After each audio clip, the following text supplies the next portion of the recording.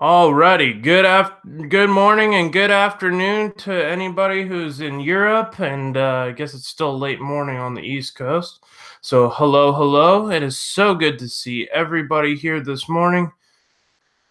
Alrighty, just trying to make sure I had everything muted here so it's not gonna echo, and I think I did it. So how's everybody doing this morning? I am trying to pull up the live and the chat at the same time. Hey. Hey, Scott Jean Wollendorf. Hello, how are you doing? I don't think I've ever seen you on here before. Thank you so much for joining. MT Coal Forge and Gaming. Hello, how you doing? Hey, Jerry, Wendy, Panther Paranormal, Deborah the Fam. Let's see here. Bambi. Hey, Bambi. It's so good to see everybody. I'm glad everybody likes that new logo.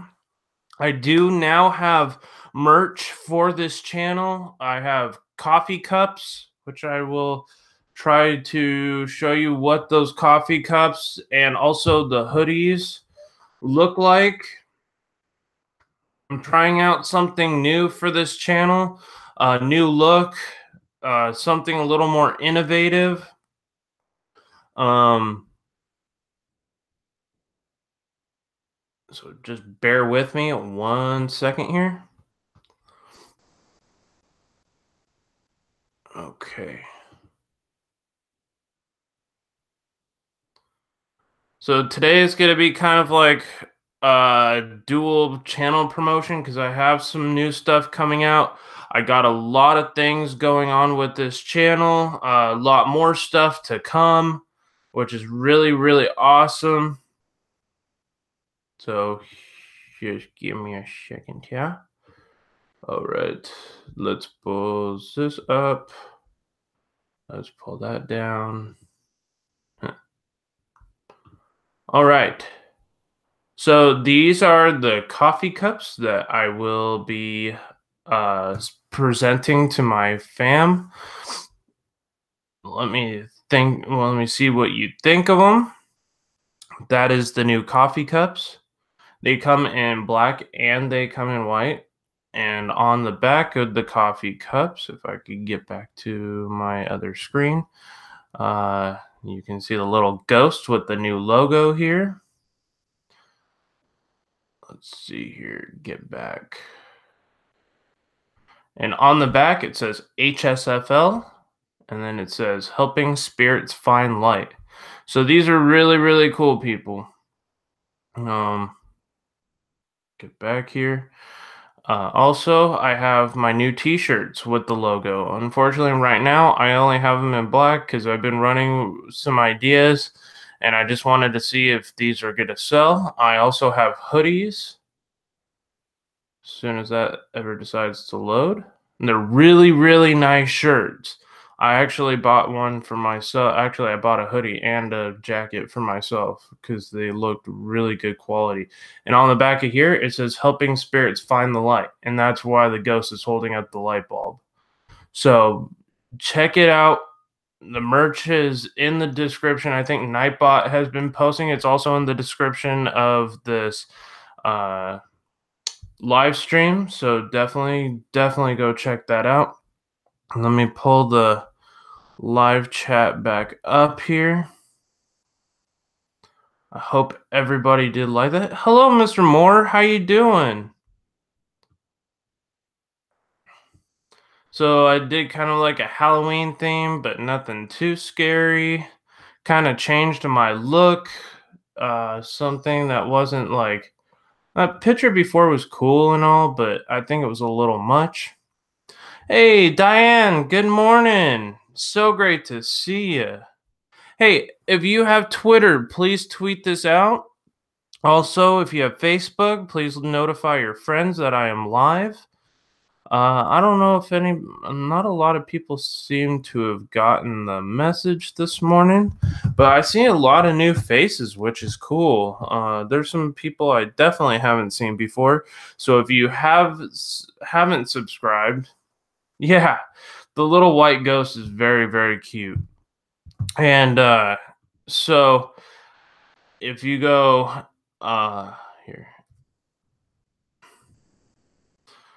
so for the merch, Nightbot will post it. To purchase a mug, you can enter the promo code 10 off for the first 50 sold. Same go with the shirts and the hoodies.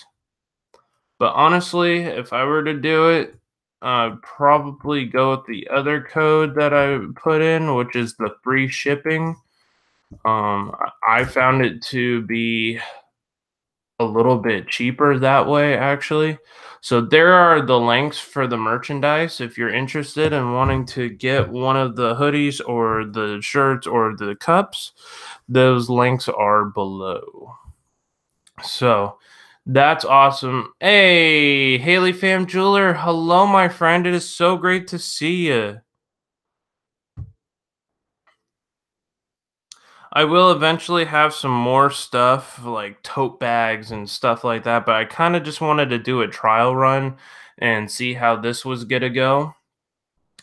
14 people watching right now. I am ever so grateful for that. If you haven't already, please smash that like button. Help support the channel.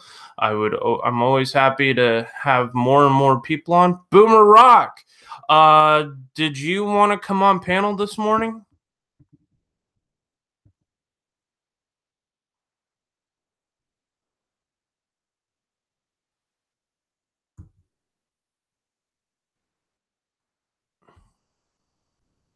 So, yeah, definitely. If you have, wow, 17 people watching now. If you haven't already, smash that like button, help support the channel. Big announcement today. The reason I'm going live so early this morning is because I'm going on a paranormal trip for my other channel, Presence of the Unknown. Okay. Let me see. Let me see.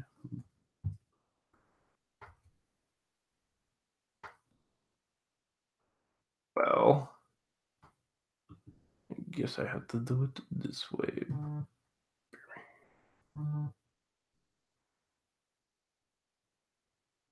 No. Hangout. Okay. So if I copy and I paste that to Boomer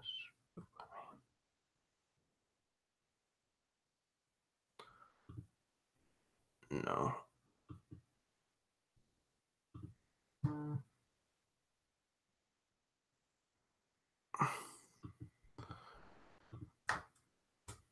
Oh, ready? So there we go.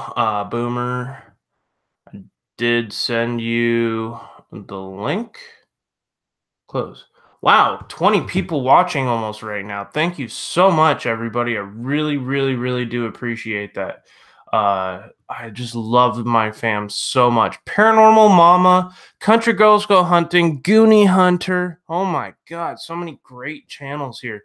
Mr. Moore, Haley Fam Jeweler, who also is a awesome, awesome channel. She makes really high quality jewelry. Highly recommended. I see 20 people watching right now. If you could please smash that like button, help support the channel, that would be awesome. I appreciate the people who continuously come and support this channel. I also appreciate all the trolls who thumbs down the video. Everybody's gonna have haters. Not everybody's gonna like you. I do appreciate you because you're the ones who hang on and watch the entire stream. Thank you so much. Um, I am going on a paranormal trip on my other channel. Uh, Posting the link below. Nightbot will put up my other channel. If you could go subscribe to that channel as well. I am going to have I'm going to be going live from that channel later today.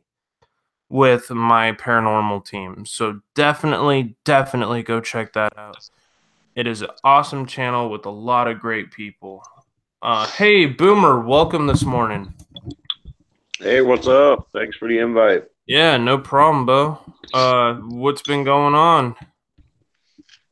Oh, not much. I've been up since 7, just Oh, sitting yeah, around binging some Netflix for the most part. right on.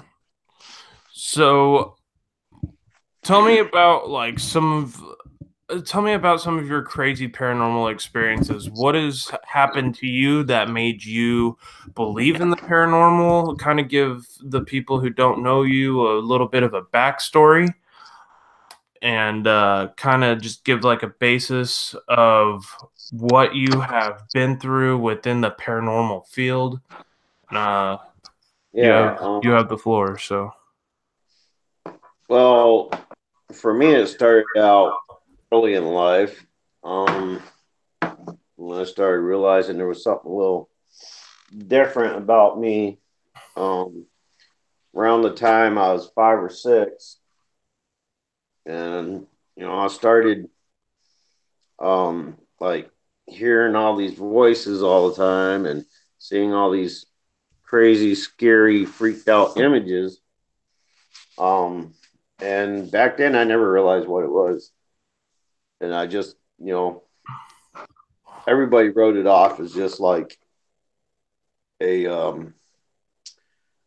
overactive imagination, and all those things that people label things to avoid the truth of it. Because for me, growing up, like anybody who spoke of or showed interest in like paranormal, it was kind of like taboo. This I'm talking like late 70s, early 80s is when it started with me.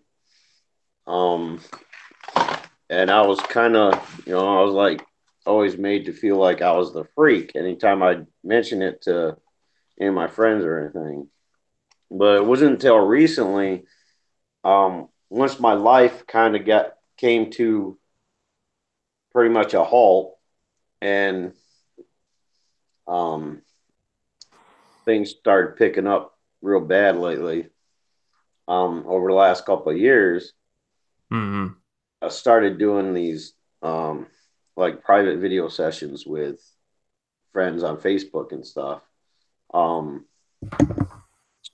People would come to me and see if I could like try to communicate with a past loved one or something for them, and that was going pretty good. Then people started suggesting going to YouTube and doing that on YouTube live. I'm like, Well, at the time, this was like 2 years ago, and I was like fairly new to YouTube. I never even realized you could like go live and stuff. So I'm like, wow, how do I do that? So they're like, why you make a channel and blah blah blah blah. So I did that, and and I'm sitting down in my living room on my phone doing live feeds on YouTube, and people just started coming to my channel.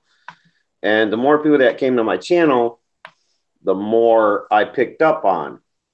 Mhm. Um, and they'd start coming to me and start either like showing me names, or I would hear a name being called out, and I would ask the audience, like, I'd ask the people in the chat, like, does anybody recognize this name? Or I would describe the image they're projecting to me, and I'd describe the image to them. And they're like, oh, yeah, that sounds a lot like so and so and so. So it kind of started there. Um, Now, one of my very first experience, I think I was about 8 or 9. My dad came home from hunting, and he had his um, deer that he had got shot. And it's always tradition for us kids to like sit there and pose with the deer while he takes a picture. well, me, my sister, and my cousins, and I can't remember if my brother was there at the time or not. I don't think he was there for this one. But we're sitting there, and I'm uh at the head of it, and I'm what I was supposed to do is like hold the head up for the pose. And my dad, he's sitting there getting ready to take a picture. I grab the deer. As soon as I grab the deer, I get this jolt, and this I feel this hot burning thud in my chest, like ripping through from my shoulder through my chest. And all at once, I felt like I started feeling this like fear and all kinds of emotions going on. And then just before my dad snapped the Polaroid, I witnessed this whitish blue mist kind of like raise up from the deer and Hmm. dissipate as it floated up. So that was my very first. And then for years after that, I didn't really talk much about it because, like I said, it was like taboo um, at the time to discuss anything like that. And it wasn't until I was, my life got busy because of, going into junior high, and then high school, and then everything like that. Then I started working, and it kind of settled down for a little bit. Not settled down, but it was at the point where my life was started getting so busy, I didn't have time to notice most of it. And then after that, I went into the service, then I got married, and my life got even more busy, and all that. And it wasn't until about 2008 is when it all started picking up again. Mm-hmm. Because that was the point where my life kind of came to this standstill, with my disability and all that. So I had nothing to focus on but that. And I was living in a trailer park at the time in another county about 45 minutes north of here. And it the first thing I did then was I noticed something weird going on in my bathroom where I had like I would have my bath towel hanging over the shower curtain rod. And like in the middle of the night, like I'd get up, go to the bathroom in the middle of the night, I'd see it kind of like on the floor, kind of almost folded up in like an accordion type fashion. And I just blew it off as, well, it's metal, it's round. It could have just slipped. So I went out and I bought one of those smaller, more rectangle type shape towel racks. And I was like, well, yeah, there's no way it's going to slip off here. So I started using that. About a week went by, and I go to the bathroom in the middle of the night, and there it is, right in front of the wall on the floor in that same accordion type. I'm now by this time I'm like, what the hell is going on? This place has got to be haunted. This trailer is haunted. So I Mm-hmm. had my roommate switch rooms with me without telling her why. So we switched rooms because there was one room at the one end with a bathroom, and then there's two rooms at the other end that share a bathroom. So we switched ends, and it was all cool for about a week. She never came to me with anything like that or anything. Like she didn't notice anything. And about a week or two later, I'm going into my bathroom, my other bathroom, and the same thing happened. The damn towel's on the floor, like in the folded up like an accordion type thing. It's just laying there on the floor, almost as if somebody neatly folded it up, you know, over and over again. Um, so then I let my roommate know what the hell was going on. She's like, "That's why you wanted to switch." I was like, "Yeah, there's something freaky going on here." Well, it turns out it was this young little girl who died somewhere on the property. Um, she drowned in a little runoff area. It wasn't quite a creek or anything. It was like this runoff area just in front of the wood line behind our trailer. So I'm going crazy because I'm like, it's been at least 20 years since I've had to deal with it. And so I just started doing what I remembered I did before. I started establishing a line of communication with her. And um, once I did that, and she realized she was dead, so I didn't have to break that to her. That's another thing. That's the hardest thing to do is a lot of spirits who don't realize they're dead, when you break the news to them, it can get a little hairy. Like I found out with my first experience of crossing somebody over. Mm-hmm. But I've told that story so many times, and I've hardly ever told this one. Um, well, the little girl was looking for a pawpaw. I'm like, oh, okay. So I'm doing the crossover thing, the whole find the light tunnel. Is pawpaw there? Do you see pawpaw? Yeah. Okay. So I end up crossing her. Now, the first and only time this ever happened, about a month later, I'm laying in my bed and I feel this tugging at the foot of my bed on my sheets. Mm-hmm. And I'm thinking, well, maybe a freaking rodent got in there and was clowning around, or one of the cats snuck in, because we had neighbor cats that would go in and out all the time if they could find a hole somewhere. And so I'm thinking, well, maybe it's just one of the animals, and I'm kicking at my sheets saying, get out. So I lay down and it happens again. So I finally sit up in my bed and I'm looking around, nothing's going on. And I look at the corner of my bed and I see a little, like, how at the corner of the bed, you'll see a wrinkle in your sheets or whatever. Well, suddenly that wrinkle kind of like, like ironed out or whatever, Mm-hmm. disappeared, whatever you want to call it, as if somebody was tugging on it, tightening the cloth. So I'm like, oh, what now? And in my head, I hear this tiny, soft, mousy little voice saying, thank you. Hmm. I'm like, what?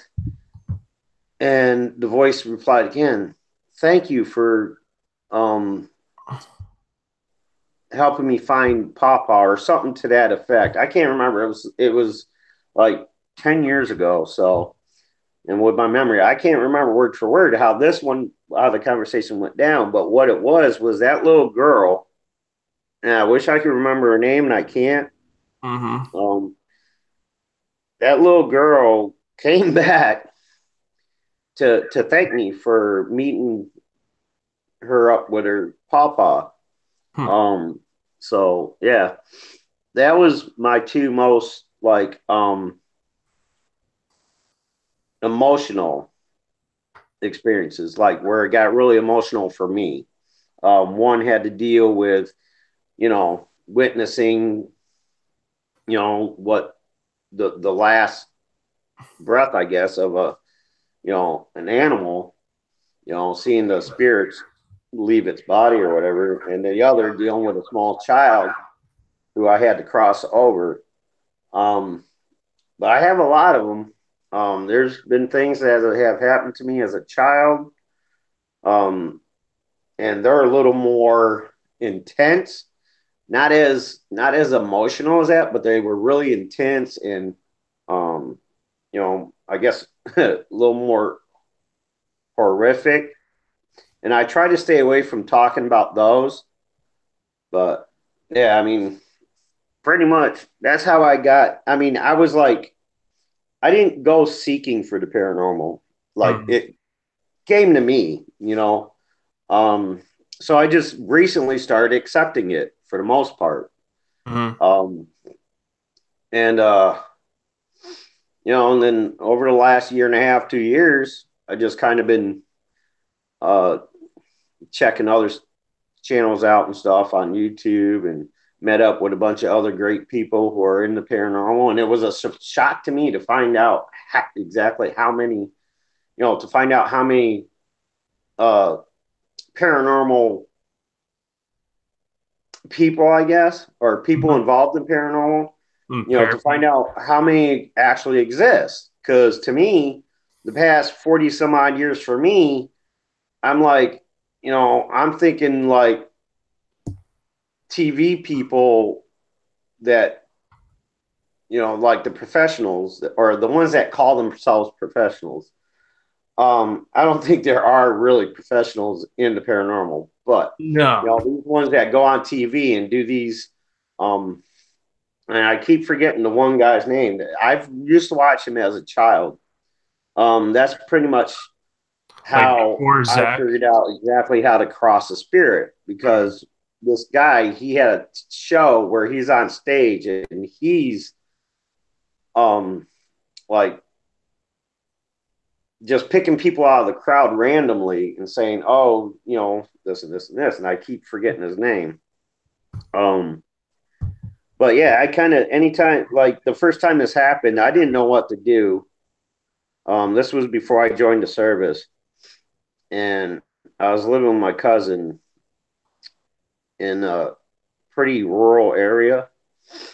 Um, and my first experience with crossing somebody, that's who I kind of like. I just thought of him immediately. I was like, damn, like this is really happening to me. Like 20 some years later or 15 years later, because it started happening when I was about 5 or 6. I was like 20, going on 21 when Mm-hmm. I first initially interacted with a spirit who needed to be crossed.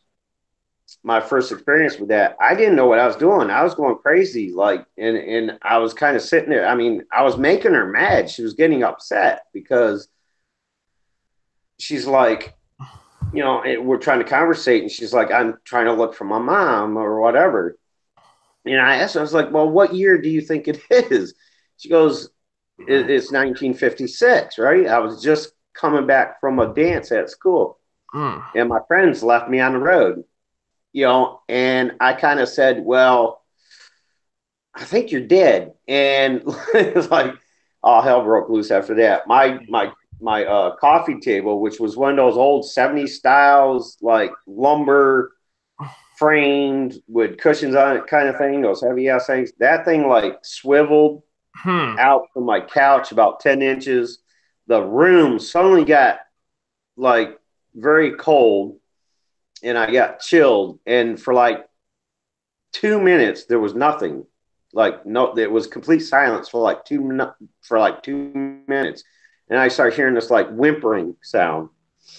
And so I'm like, the first thing I thought is, well, you don't want to blurt out to these spirits that they're dead in the event that they don't realize it, because sometimes it's a real shock to them. So for the last 50 some odd years, this girl has been on the side of the road waiting for her friends, thinking they abandoned her. Well, Right. what happened was it was a car full of teenagers going home from a high school dance, and the car hit a tree, and apparently the girl was killed on contact. Oh wow. I asked her, I says, well, what's the last thing you remember? She goes, well, we're going home from the party, and um, I heard the car skid and off control, and I saw a tree in front of us, and then I woke up on the side of the road. My friends left me there. I'm like, that's not quite what happened, you know. And I did the guiding light thing because that's all I could think of is how this guy who I can't remember his name um, talked about crossing over spirits and stuff. And then there was that Judy Brown, I think her name is something Brown. Hmm. She was another famous medium back in the day. Um, I can't remember her name either, but I know her last name is Brown. And I've heard, and I remember watching them on TV, so I just kind of followed what they did. I've read about it in books and stuff like that. So I just kind of did what I thought, they would do. And she ended up crossing over. So that was my first experience with that. But everything leading up to that was just basically,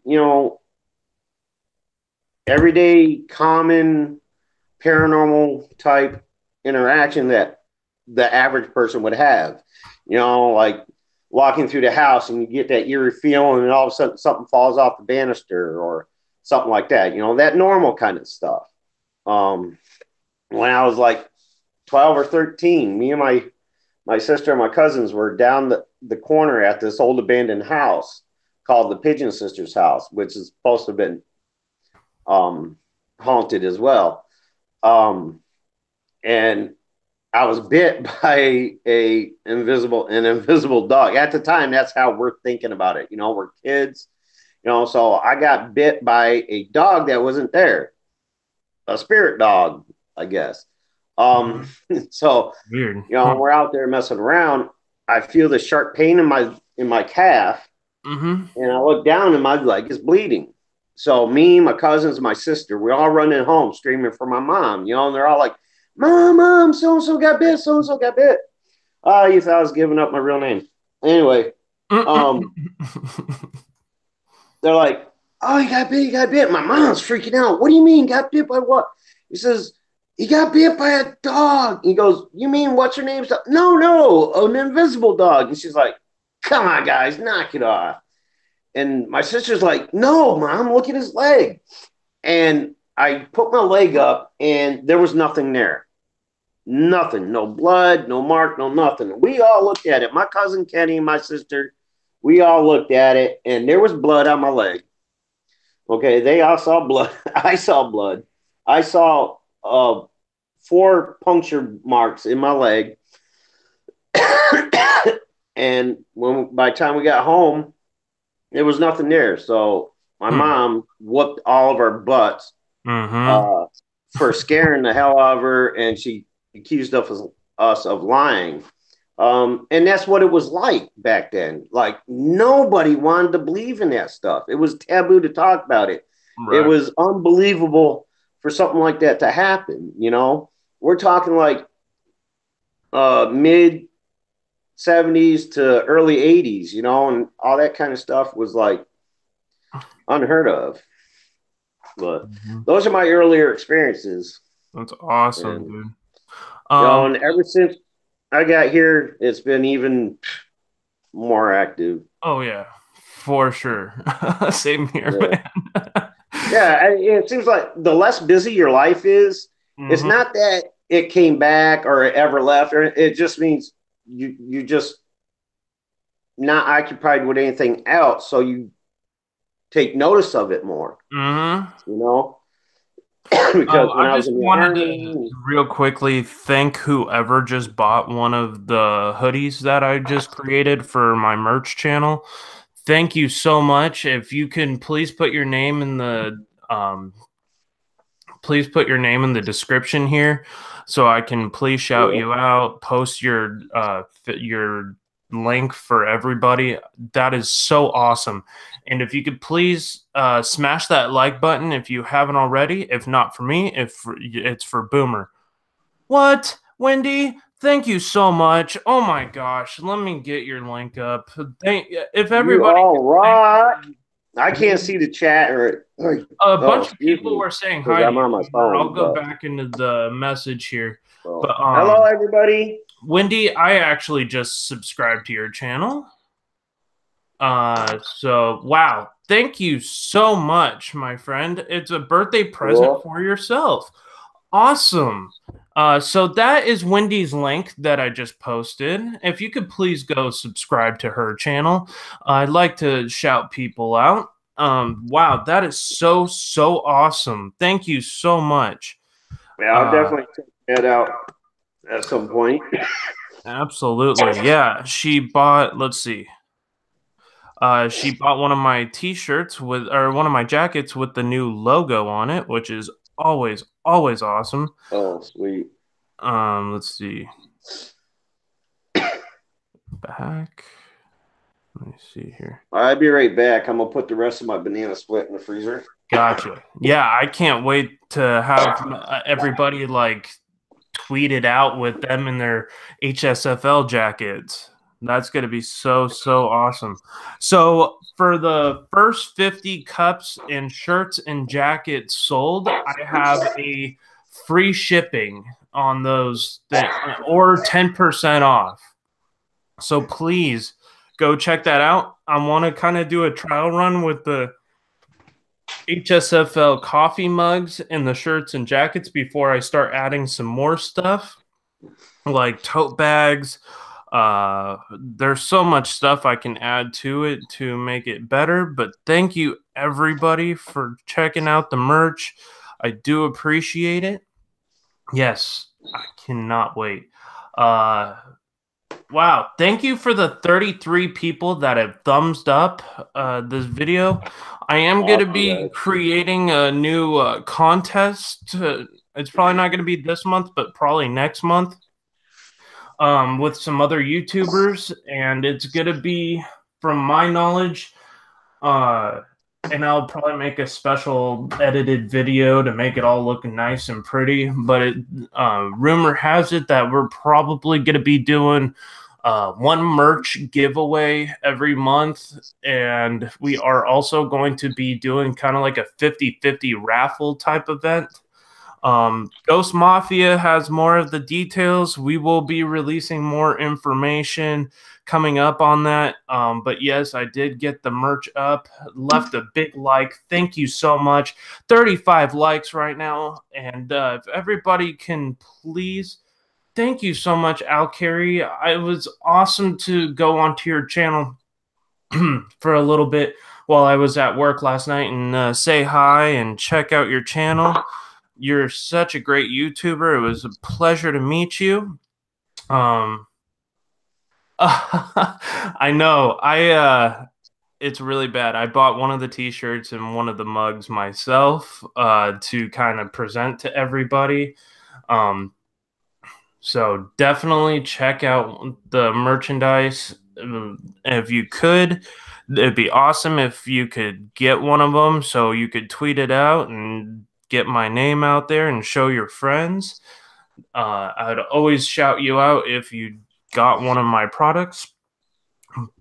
So, and later this evening, I will be going live from Presence of the Unknown, my paranormal team's channel. It isn't just me, it is my buddy Joe and a bunch of other people as well. So, there's actually it's gonna be me, Cynthia, and Joe tonight at the Green Hotel in Shafter, California, and we're gonna be going live before we go into the location. Unfortunately, we cannot go live from the location for reasons that uh, this lady does not want a ton of equipment in that building, which is kind of unfortunate. But we will be making an edited video that's gonna look professional, and it's gonna be rad. So hey, Long Island serial killer, hello, my friend. Margot Zimmerman, hello, happy Saturday. Ghost Mafia is in the house. It is so good to see you, buddy. What's up, Ghost Mafia? I might actually invite Ghost Mafia here in a little bit. That would be awesome to share a panel with Ghost Mafia, you know? Okay, let's see. Ghost Mafia. Like that All right, Ghost that's Mafia, I not sent you an something you invite if experience you every want to day. come up here.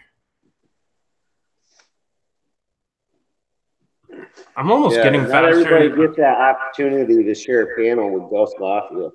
Hey, Donna Shaw. I need to make Donna Shaw. Donna Shaw is such an awesome, awesome person. She totally deserves a wrench because I totally What's trust her. She's an up, awesome Pannel? channel, great music.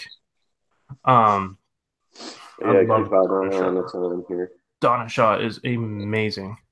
Uh, Ghost Mafia, I sent you a link for Hangouts if you want to join on. I know I've had you on here before, but I would love to have you again. Okay, give me 10 minutes. All right.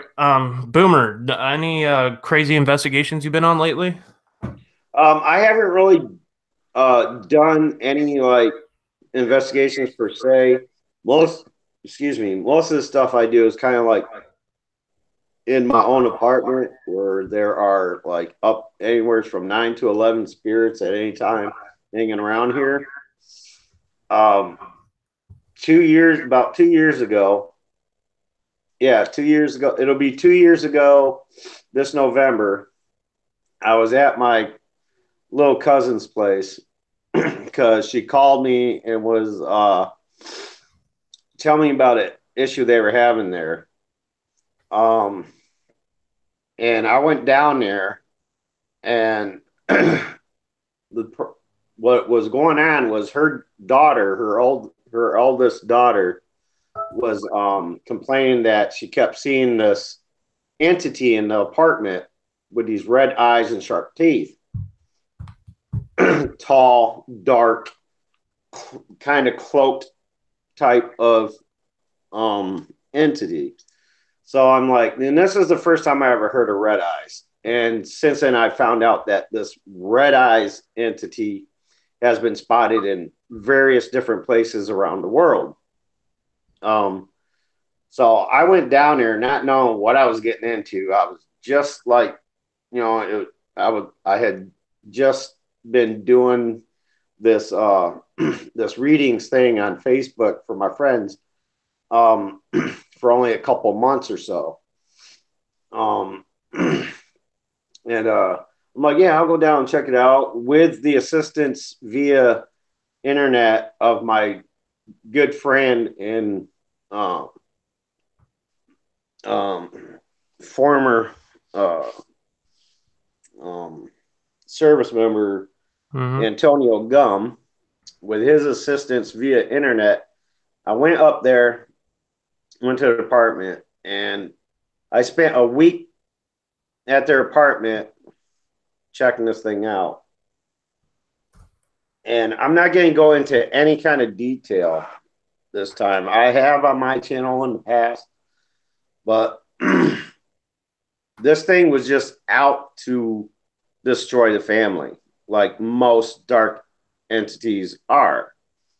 Now, I still don't know to this day if this red eyes thing is an actual demon or just like a demonic type dark spirit or what have you.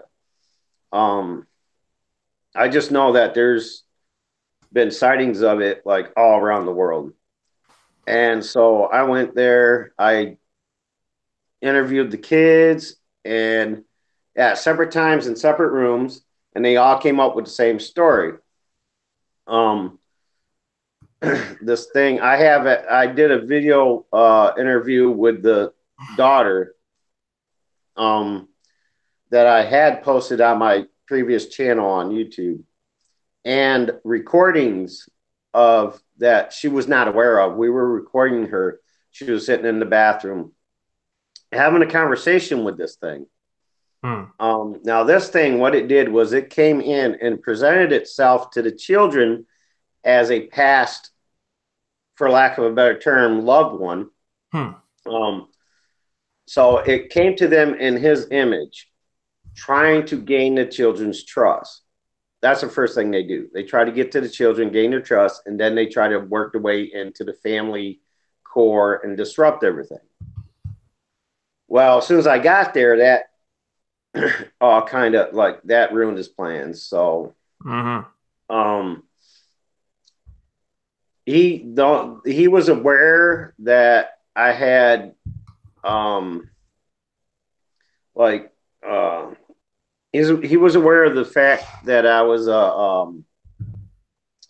clairvoyant Mm-hmm. um because but what he wasn't aware of was my empath. So like for the first couple of days he couldn't understand why he couldn't hide from me, like because I could feel him, his energy, his like emotions of like concentrated hate and all that. So I would always know he was around.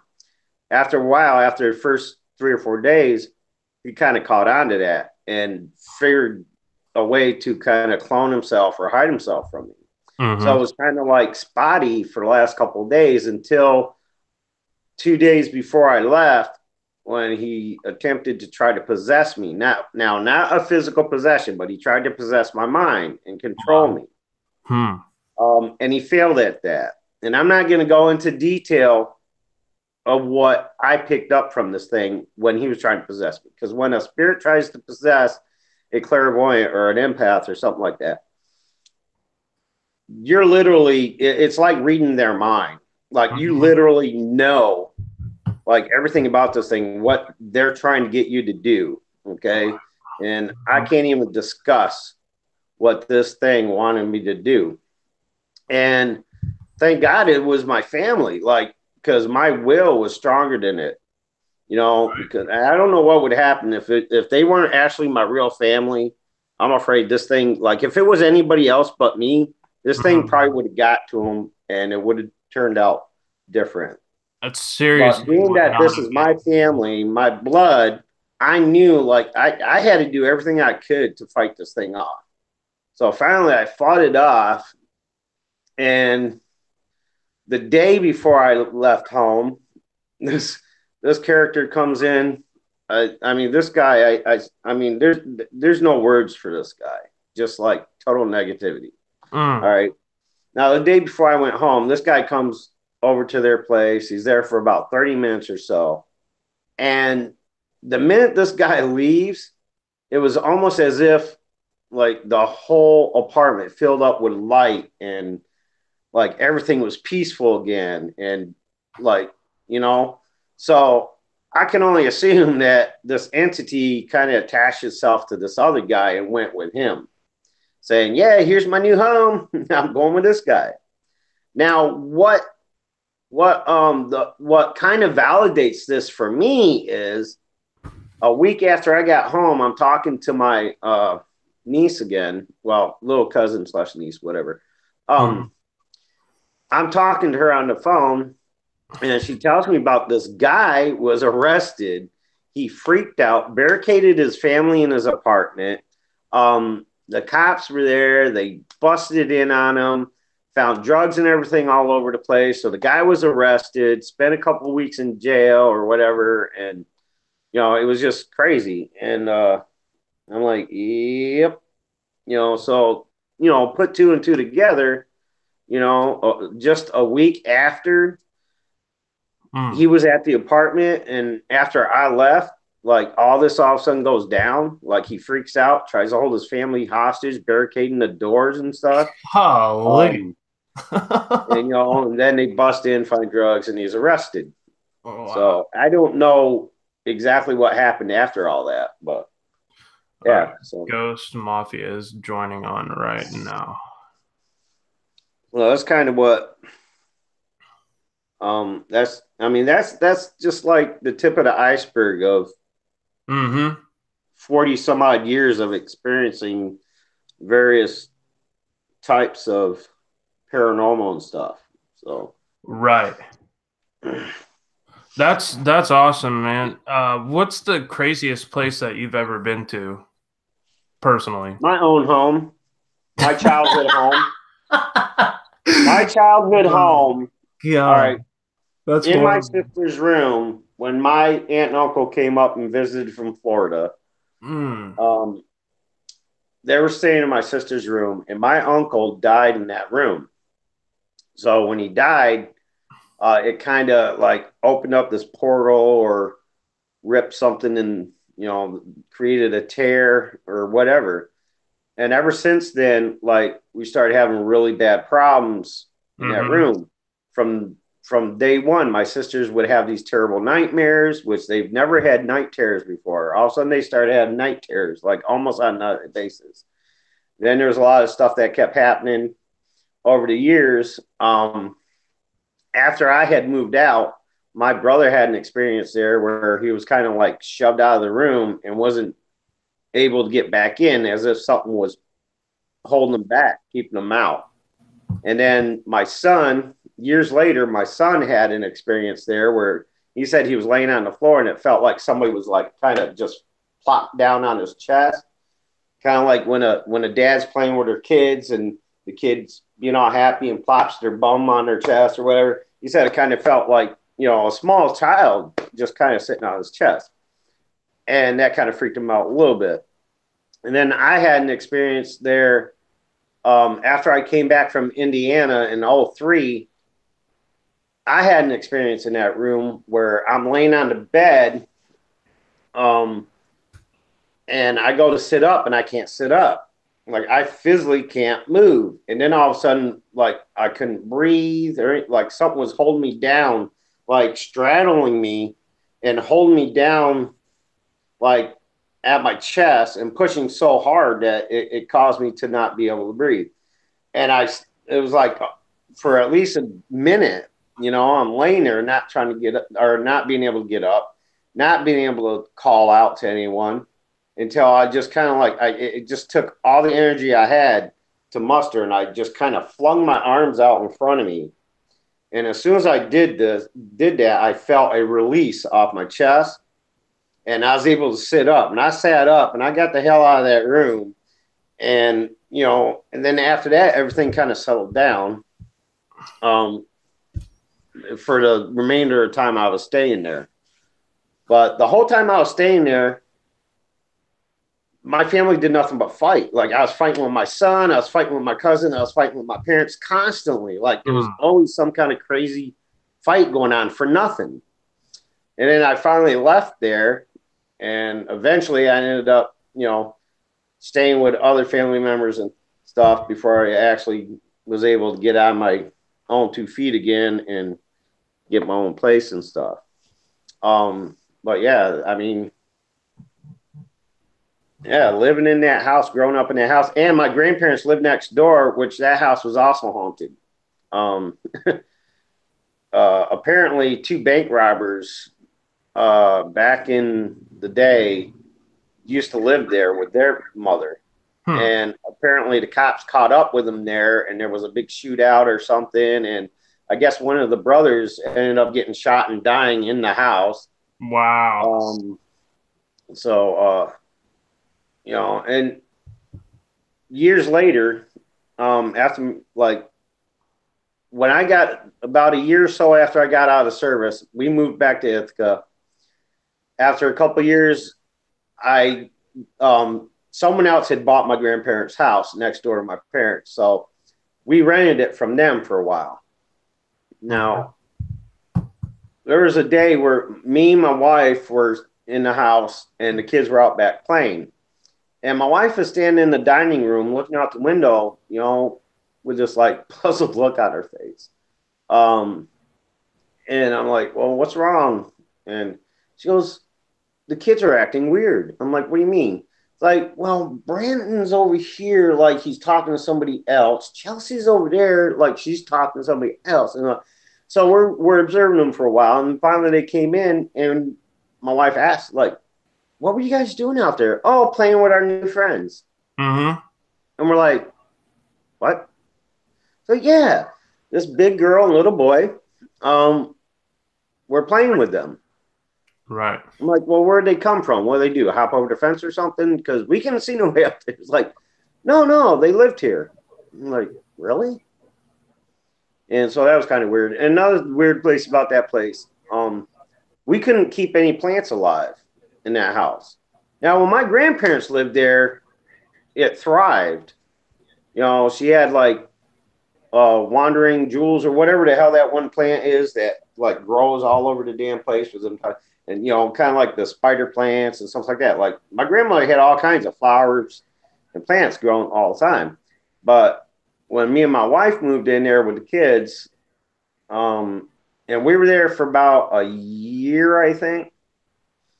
Okay. We moved in, I think, in 97 and moved out in 98. No, 99. So about 2 years. Every time, like a plant would not stay alive. She was replacing plants like once a week, It's like, and they got taken care of properly. Like they were watered and put in the sun when they needed and stuff like that. And we just couldn't keep the plant alive. Now, that is usually a sign of like poltergeist activity, Right. Like plants not thriving in a home, and stuff. And I was constantly like mopping up puddles, Wow. blaming the kids for spilling this or spilling that, because the dining room was hardwood floor, and like if you spill something on a hardwood floor and you don't clean it up, it's going to get uh stained. You end up with this big old circle there. So I'm constantly mopping up, blaming the kids and blah, blah, blah. And they kept saying, Daddy, we didn't do it. Daddy, we didn't do it.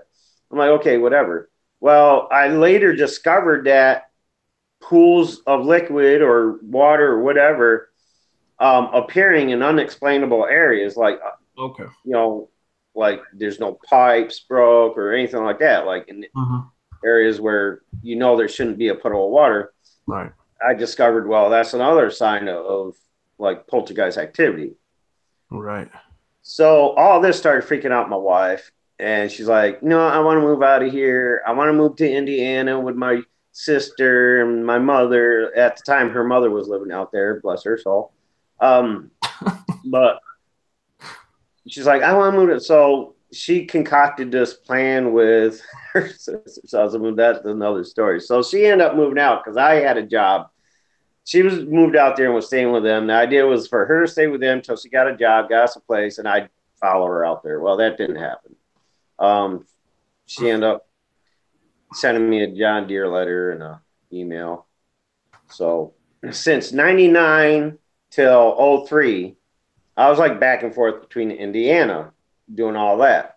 So I was busy trying to like I was busy trying to find new work and I was busy trying to reconcile with my wife, busy trying to keep a relationship with my kids and all that. So it kind of like the paranormal kind of like was almost non-existent for about 3 years. Right. Um, and Hey, then it didn't start up again until I came back to New York in 03. Um, right. and Hey, then Boomer, even real quick, more in I did get 08. Ghost Mafia up, and he is gonna be doing. He's gonna be going to go Okay. support June Goal in a little bit.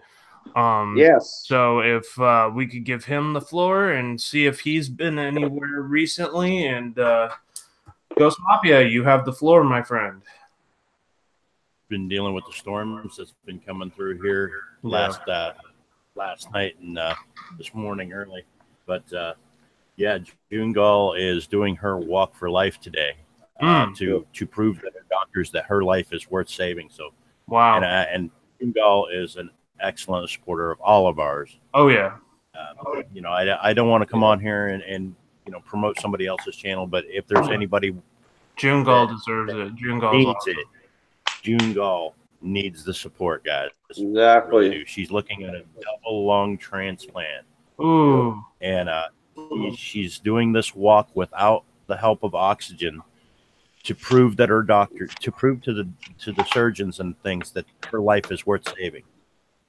So Right. prayers go out to her. Much support. Um, so yeah, Green Bay has already started his stream for support for. I got to make an appearance over there. When she goes live here in a little bit, I will definitely be right there, and I will be in her stream the whole time. Yeah, and she says that's going to be somewhere around noon or 1 Central Time. That'll put it 1 or 2 Eastern Standard Time. Yeah, Just to that's make you when all the aware. walk starts. She's I an don't know hour when she's behind actually us. going to go live. She might go live before the walk. So Right. whenever she goes live, I'm gonna head over there. Actually, I got to go over to Green Bay's here in a few and make an appearance over there. But yeah, that definitely today my focus is on June Gall and getting her all the support that she needs. Gotcha. Yeah, no Yep. problem. That's huge. Like let's all say a prayer real quick for June Gall. I couldn't imagine going through that situation. Back when I was 19, I was actually on a liver transplant, and thank God that God was able to put that into remission because, I mean, I couldn't imagine having to go through that. That's so scary. Um, God, please put your shield and light and love and protection around June Gall as she is going through this hard time and facing this terrible event. If you could please walk her through this situation with your honor, grace, and dignity. That's all I ask, my Lord. Thank you so much for showing yourself in everyday life and presenting yourself to everyone. Some might not be able to see you, but I pray that those people can wake up and see your graciousness, my Lord. Thank you so much. Amen. Amen.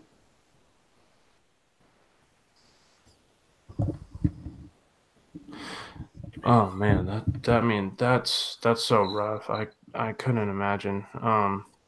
definitely wanted to come up and let everybody know that she will be going live here shortly. Be watching for it. Let's get her to like 1,000 likes on her live stream for today. Just Absolutely.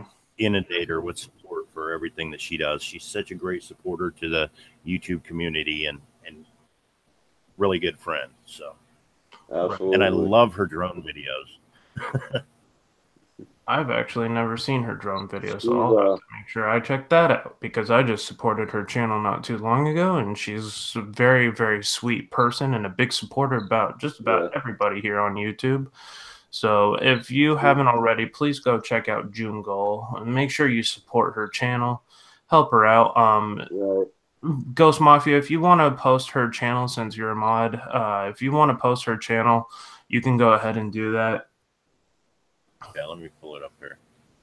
Yeah, June Gall has been like a major chunk of the Her channel cornerstone name is for me June the Gold. last year. Leslie Watson, hello, and hi is Cheesy Arizona. Hello, my friend. It's so good to see you.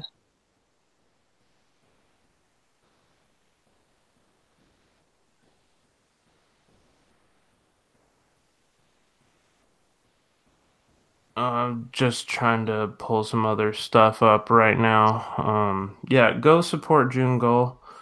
Uh, it's kind of weird not having James the sharpshooter in here. Oh, it's Slay Station. Oh, okay. Gotcha. Hey, I guess Green Bay Wacky is live. Yeah, he's doing a support Yeah, stream that's what for I'm her trying right to now. look for. I don't see it.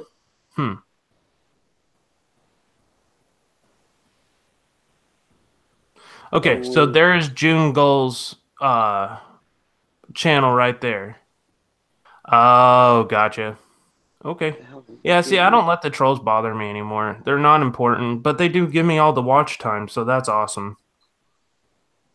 I do appreciate my haters and the people that constantly support me because you're equally as important to the growth of this channel. Right? It's all about the views, people. Yep. I try not All right, to well, guys, get mad at anybody, and I'm I going to try jump not down to off give this the channel. people the negative attention that they want. Hey, I'm Minimal gonna, Nick, hello, my friend, and welcome. I'm, I'm Go gonna sit. jump down off here, John, and Okay. go make an appearance over at Wacky's. I didn't want to take anything away from your guest Boomer there, and let him get his stories out and stuff. So No I'm gonna jump problem. Well, back Hey, down I'm out pretty here. much done, Dave. You ain't taking nothing away from me. right. All right. I mean, Well, I like just I said, I'm wanted to gonna say real appearance quick, over can we at please Wacky's. go raid Wacky one more time? That would be awesome. I'm freaking looking for it and I can't find it.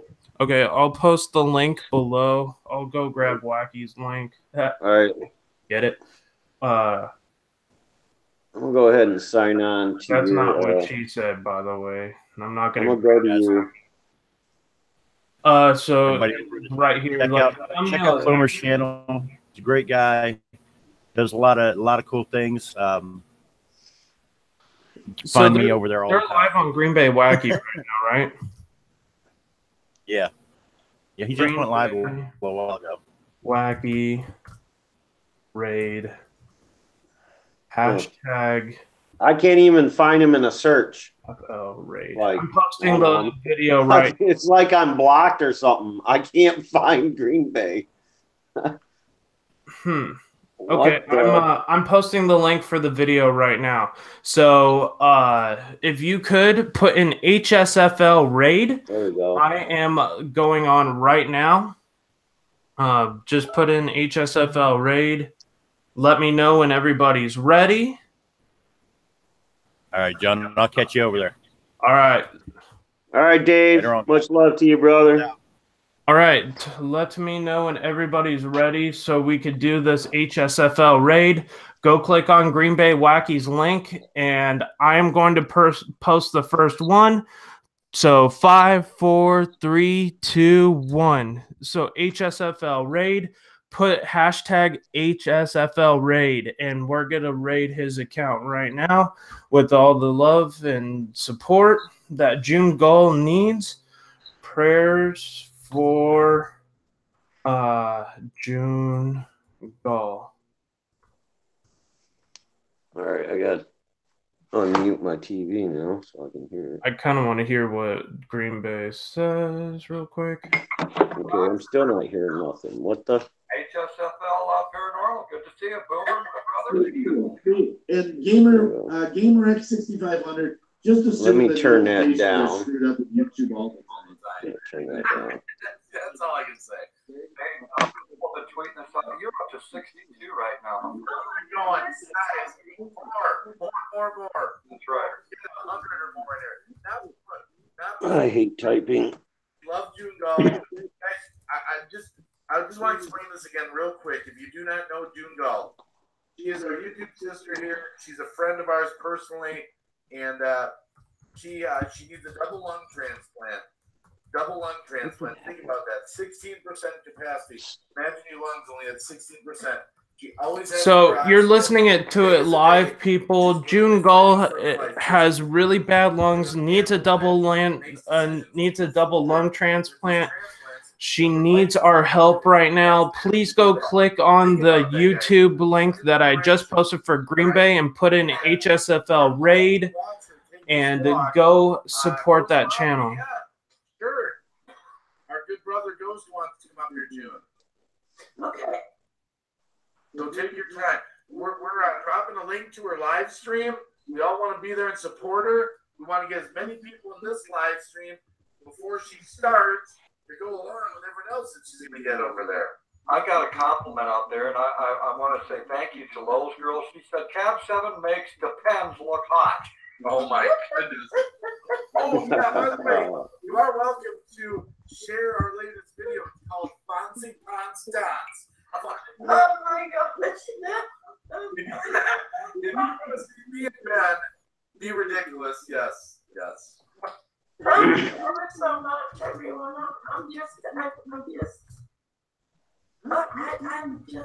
I thank you. Okay, I just tweeted this out for Green Bay. Yeah, I'm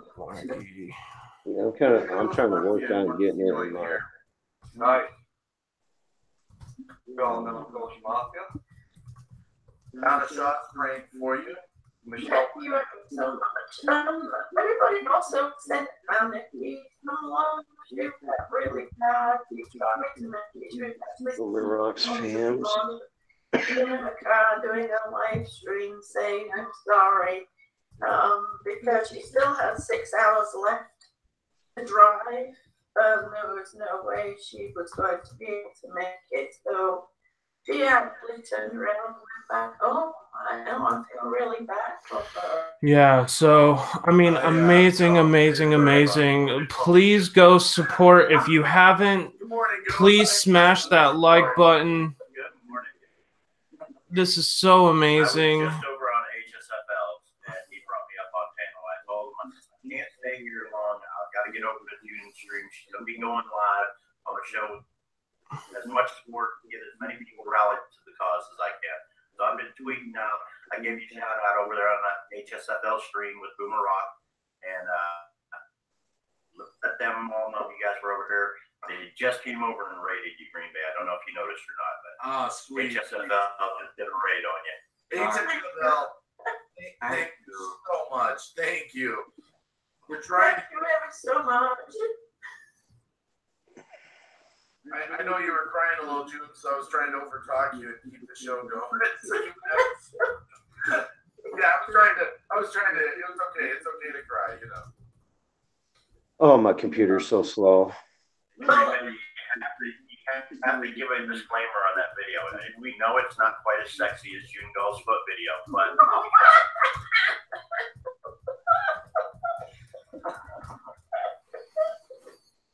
Okay, I'm going to bring this news to the chat because everyone's like, what the heck are you talking about? All right, guys, I'm going to be honest with you. June Gull is a rebel, okay? Here's what she's done. She's become too sexy for YouTube, okay? She's got a video on June.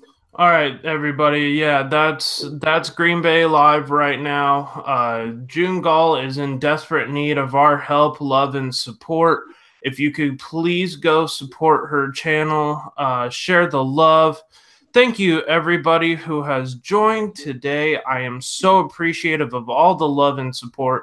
Let me see if there's anybody new here. Cheryl Delayed. Hey, welcome. Thank you so much for coming. Shmish, SIMH Cooking. Hello, my friend. How are you doing this morning? Boomer, did you have anything other to share about the paranormal? Any other crazy experiences that you have happened to you recently? Oh, wow. I mean, like, the question is, how much time do you have? Yeah, I got to 11 o'clock, buddy. I mean, over the last few months or so, I kind of been limited to trying to, like, by utilizing an app I have on my phone, which is a very good app, by the way. If I could plug that, you mind if I plug this app? Nope. The VBE ITC Master Suite is the app I use. The gentleman's name is Rick Van Brackle. He's an app designer out of Pennsylvania. He has very, very good apps. I've tried dozens of apps. This app I've gotten more validations with than any other app I've ever used. So that's the app I use. Okay. And of late, I just kind of been utilizing that app, trying to establish contact with whatever earthbound spirits happen to be in my general area here. I mean, I have yet to go out and do an actual investigation anywhere. Mm-hmm. I did some small investigations in the cemeteries across the street from my house. We have a national cemetery and a civilian cemetery, very large cemeteries there. I've been to each of those. Mm-hmm. The problem with that is all the evidence got corrupted on the SD card I had. But if you check out my channel, you'll see me utilizing the app. And I've posted screen recordings of evidence that I've gotten on the app. I've gone live filming myself utilizing the app to communicate with whatever spirits happen to be here. Currently, I have names of, out of the possible 11 spirits, I confirmed 9. There's possibly 11, but out of those, I've came up with 7 names of 7 different spirits that I guess reside here in my apartment. And I just kind of like, you know, when I feel like I'm bored and have nothing else to do, what I do is I turn on the app. I, you know, start calling out the names and asking them to come interact with us, and I try to get information from them and things like that. Utilizing my clairvoyance, I have 7 or 8 spirits on the other side that I communicate with. The first one that I came in contact with was this young girl who died in the late 1800s, named Stephanie Bennett. I came across her during a private reading one time with this mother-daughter team.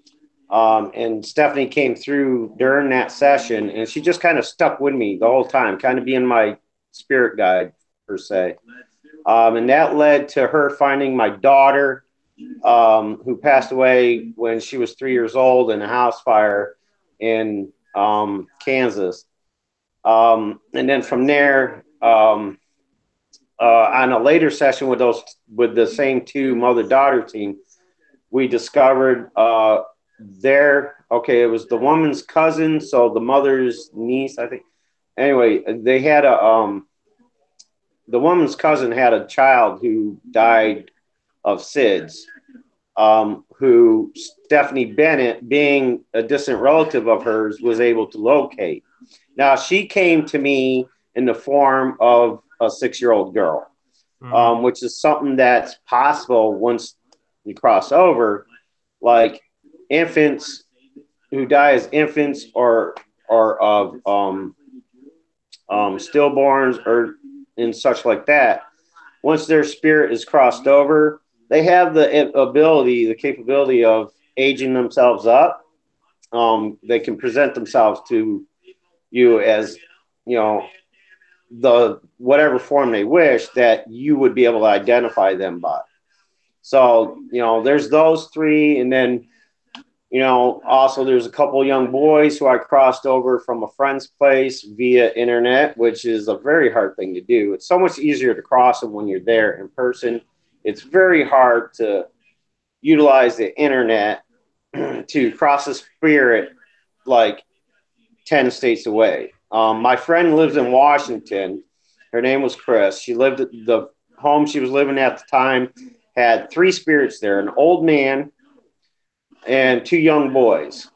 And I ended up through multiple sessions being able to cross them over for her.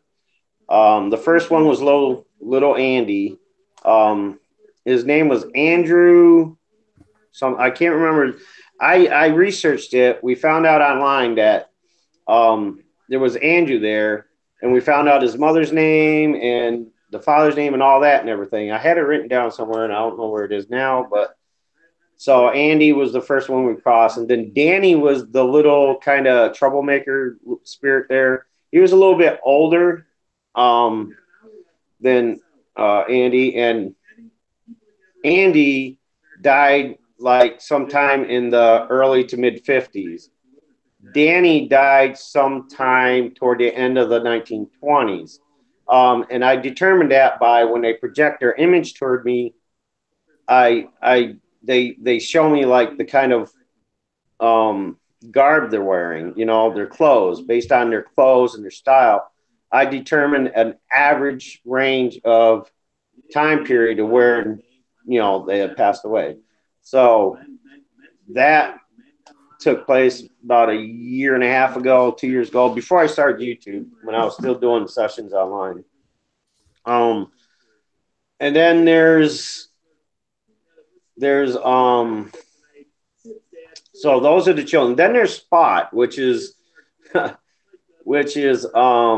Stephanie Bennett's dog that her father bought for her on her 5th birthday. Stephanie died when she was 7. Due to some kind of like fever, like yellow fever, some kind of sickness that was very frequent back in that time. So she was the first one I contacted. I'd say Andy and Danny were the 4th and 5th spirits that I crossed. And they kind of, now they're over there kind of like a little, like, kind of like a, what's that show? The Little Rascals type thing. They got this little spirit, Little Rascals type club over there, you know, because whenever I crossed someone, I would use Stephanie to assist me in guiding them through. And they just kind of, you know, they get over there and they kind of like hang out together. You know, they meet each other and they just kind of hang out and stuff. So Right. Stephanie's over there. My daughter, Angel, Mary, which is a distant relative of Stephanie's. Then there's Andy, Danny. Spot is the dog. Stephanie constantly reminds me of Spot. I can't forget to mention Spot. Mm-hmm. And Tammy. Okay. Now Tammy, I don't want to step on anybody, but I kind of got dragged into this Tammy thing by associating myself with Lou Rock and Mama Rock. My name came through an EVP before they ever met me. Mama Rock was doing an EVP session by herself, and it wasn't until later when Lou and them were reviewing it and they picked up on the name Boomer. And my name came through their EVP, and then it led to Tammy contacting me during a live that Lou was doing, where he was at the site where they believe Tammy's body had been and where she was killed, and then the site where Tammy's body was found. So they were doing that, and suddenly Tammy came through to me right at the moment, like, all right, this was during a video actually. At the moment where, because in Lou's video, he posts news clippings and things of that from the case. And Tammy's father's image was there. And Tammy came through immediately saying, that's him, that's so-and-so. I'm not going to say any names, you know, trying to protect the identity of people, whatever, even though it's public knowledge. She's like, oh, that's so-and-so. Now, mind you, she did not say, oh, that's my daddy. No, she said kind of mundanely, I guess is the word, or like, she just says, oh, that is so-and-so. And I'm like, so that's your father's, you know, and so that started the conversation between us. But so anyway, keeping that one short. So there's Tammy over there that Stephanie and them kind of took her in as their little, you know, as part of their little clique over there and stuff. And then about 4 or 5 months ago, Annette Funicello, all right, the one and only celebrity spirit I've ever had come through.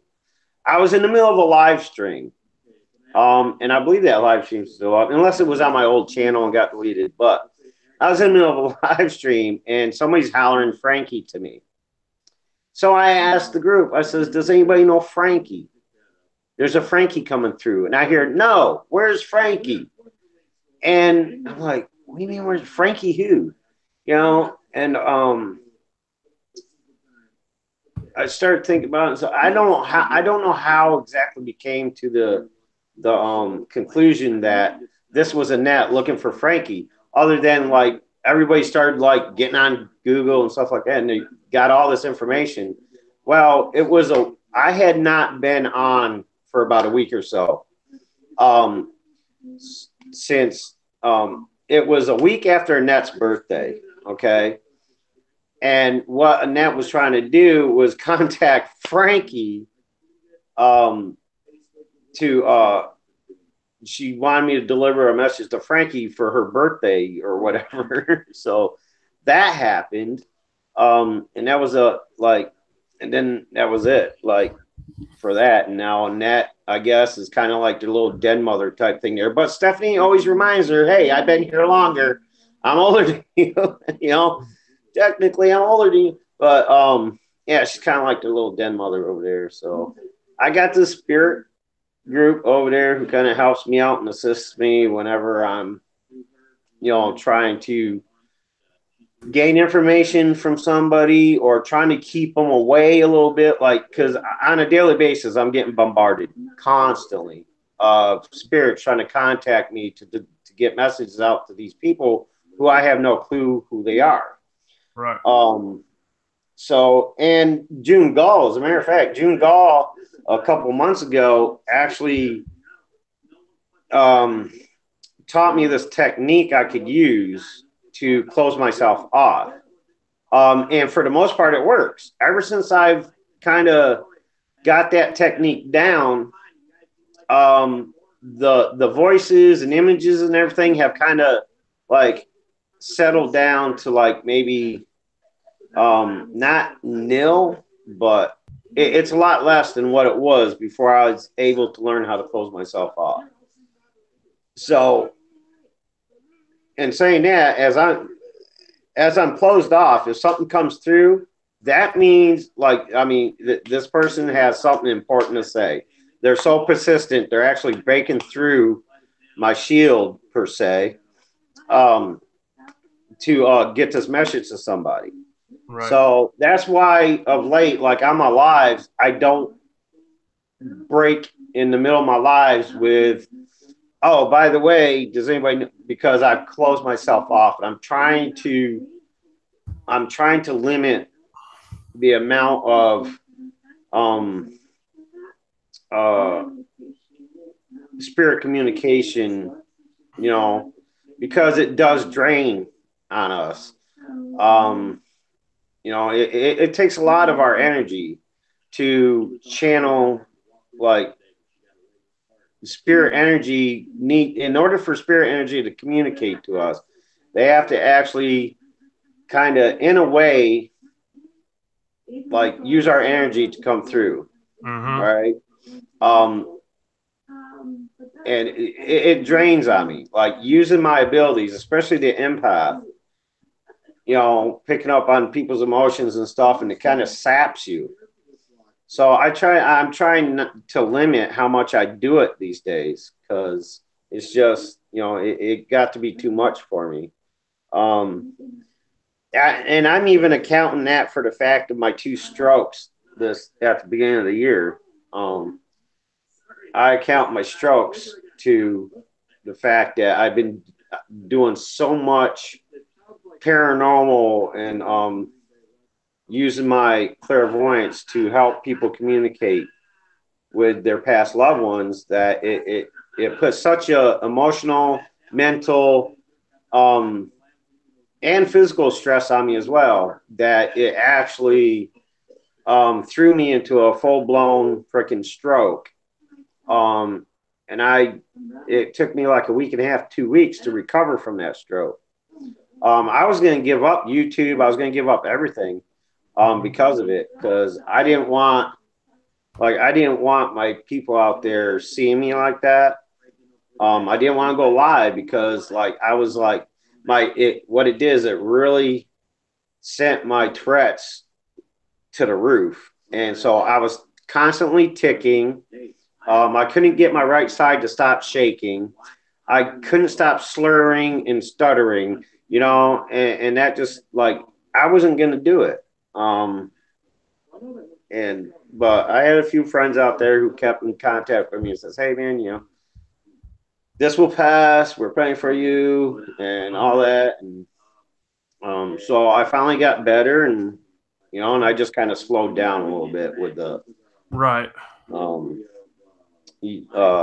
Utilizing the abilities and stuff, and learning how to close myself off. Ever since I learned how to close myself off, because my last stroke I had was in May, and it wasn't long after that I was talking to June Gall on a private call, and she described to me how to, like, close myself off. And every day I've been practicing that, and I've got it down to where I could almost just imagine it, and it's like snapping my fingers and boom, I'm closed off. And I could keep it that way for the better part of the day. And it does use my energy to do that too. Right. But it does keep everything at bay. So in a little bit, I am going to be getting on Joe from Presence of the Unknown. He is the founder of the group that I'm a part of, that we're actually going on a paranormal trip tonight to Bakersfield, the Bakersfield area of California. It's called the Green Motel.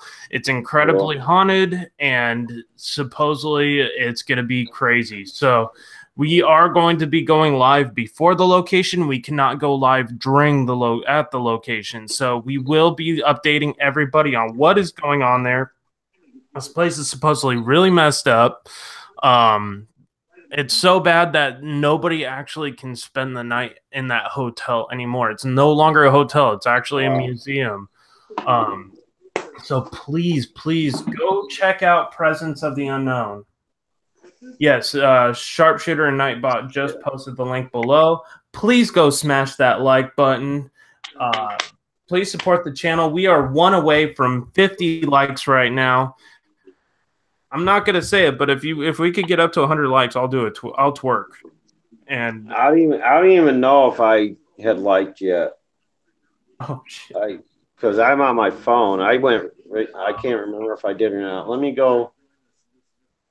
Let me go back to your channel. Maybe I can get you that 50th like. Where are you? There you are. Then I'll just come back to Green Bay in a sec. Actually, I don't know if that was. Oh no, Did I? Let's see. thing was. Yep, I did. You know, I can actually. Well, what I'll do is I'm gonna go ahead and switch my account real quick. Oh, you got your 50. Start dancing. Nice. Thank you, everybody. Yeah, see, Nightbot is feeling my deepest, darkest secret. I do like to twerk in my free time. I'm just kidding. John. But yes, if I can get up to 100 likes, which I don't know if it'll happen in this stream, but it's happened in previous ones. I think my Meditation Mondays was the last one that hit 100, and I did twerk live. Wow. It was quite embarrassing for me, but it kept up the numbers, so that is awesome. If you want to see me twerk and get up to 100, share this out to your friends and family. This is an awesome stream. I am still waiting to hear confirmation from Joe. Let me know when you can join. All right. And yeah. Yeah, I did twerk. Hope everybody likes the camo this morning. I decided to go a little redneck this morning. This is actually what I have worn hunting. I just felt because it's really cold this morning here. It was dropped down to like 47, which is weird for this time of year because it's really hot usually. I did get some new merch out. If you haven't seen it already, I did post some new merch. I have new t-shirts and hoodies for the winter time. They're great gifts for Halloween. I guess Presence of the Unknown decided to go live. I don't know why, but oh,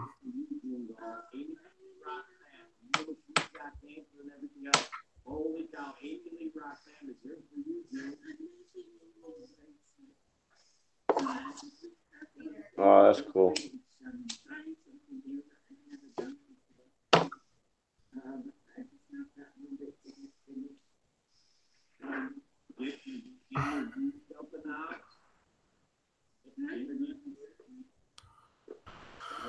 He might be just doing a private, like, I don't know. He might be just doing a private live session just to test out the equipment. That's probably what he's doing. Who's that? Presence of the Unknown. Oh, he's doing an equipment test. I think it's going to be a live stream just to test everything to make sure everything's working. Let's see here. So yes, I do have new merch. The merchandise is they're little cups, and I will show them again here. I am trying to. I'm doing a pretty good discount for the first 50 cups, t-shirts, and hoodies. So I'm trying to get those out before I release some more merch in about 20 days roughly. So for the first 50 shirts and hoodies and also the first 50 cups, I will be dropping that discount, lowering that price for you to get that merch, especially as closer to Halloween it gets. It's really cool. I have my new logo set up, so please go check that out. Let me pull that up here. They love you. Don and Dog give much love to everybody. And guys, I'm telling you what, there are so many people that are coming out to you, sweetheart. You got this, mate. Hell yeah. Give me a hell yeah for doing all. You got this. Wow. This is amazing support for you. You watching Lunatic Dad in Green Bay? Yeah. Cool. And checking messages and I know how that is, man. Let's see. Well, being that Mama Rock and Lou Rock both are kind of down and out today with sickness, there may not be a FAMS talk tonight. Oh, really? So everybody, these are the new t-shirts. It has my new logo on it for Helping Spirits Find Light, or HSFL Paranormal. A little ghost grabbing the light bulb, which is really cute and not so scary as my last logo was. On the back, it says Helping Spirits Find Light. which is really, really cool. I worked really hard on this logo. I really hand drew out the little ghost. So please, please, please go check this out. These shirts right now are $21 before the $10 or 10% off. And I also do have free shipping on these by posting in the code no ship. And that's all one word. And then I also have the hoodies, which are these, and they're really, really high quality. Also have the Helping Spirits Fine Light. And then also we'll be having the cups. So please, please go check this out. They are really, really nice quality stuff on Teespring. They only use high quality products. The coffee mugs are really, really awesome too. They come in two colors. I don't mean to interrupt you, bro. Yeah. But I want to thank you for having me up here and letting me tell my stories. Yeah. But I'm gonna go over and jump on Green Bay's panel real quick so I can. Okay. Cool. Yeah, no problem, man. With June for a little bit. Absolutely. Go. But yeah, everybody in the chat, much love. Keep it real. Keep it real. Thank you, John, for having me here. I appreciate it. Always an honor to be on your channel, and always an honor to have you on mine. So awesome, bro. And much luck to your new channel, man. I'll be checking that out for sure. Cool, man. I really appreciate it. All right. I'll check you all later then. Much love. Keep it real. All right, man. Take care, Boomer. Good to see you, buddy. Ditto.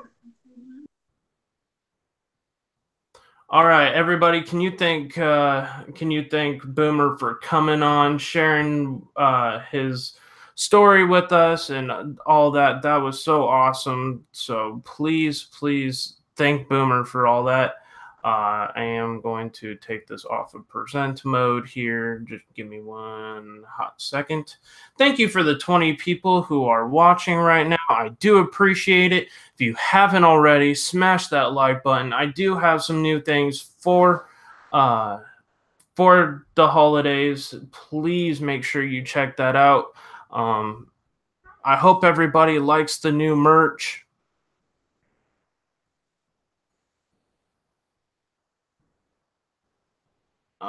So please, everybody, also, can you say some prayers for June Gall? She is desperately in need of our prayers. You're supposed to be sleeping now.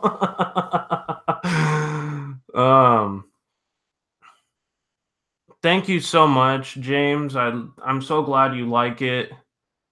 I want to figure out who bought 2 cups and 2 cups and a jacket and a shirt. I would love to shout you out, show off your channel. I always do that when people go ahead and support and buy stuff or donate money. I never ask for it. I am always grateful when people do help my channel out and support my merch or support my PayPal. Like I said, it is welcomed, but it is not required to give you a shout out, to say hi to everybody. I do that naturally. Oh my God. So it was James, the sharpshooter, the man fam, who ended up buying a shirt, a jacket, and both of the versions of the cups.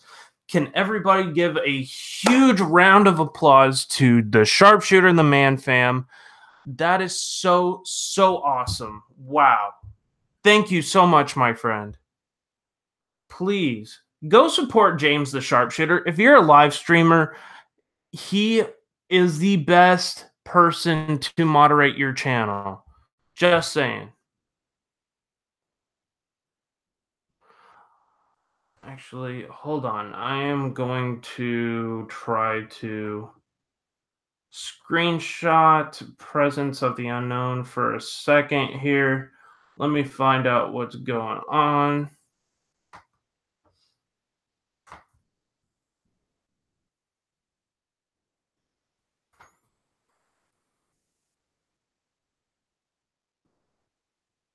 Find out what they're doing live.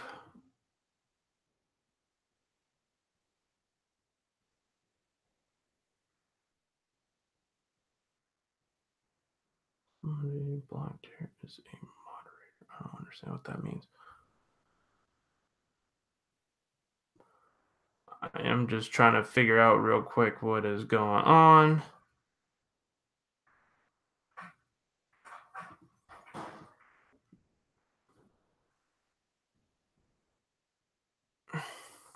So Joe with Presence of the Unlive is going to be, he's just showing like a little thing talking about the Green Motel. I thought we were going to try to do it together.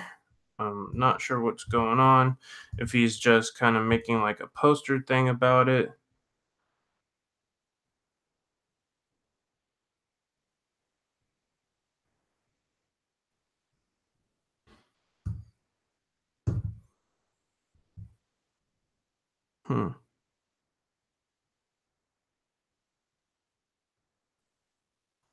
So yeah, Presence of the Unknown is live right now. We are going to be coming up on the investigation for the Green Motel. Just trying to figure out here what is going on.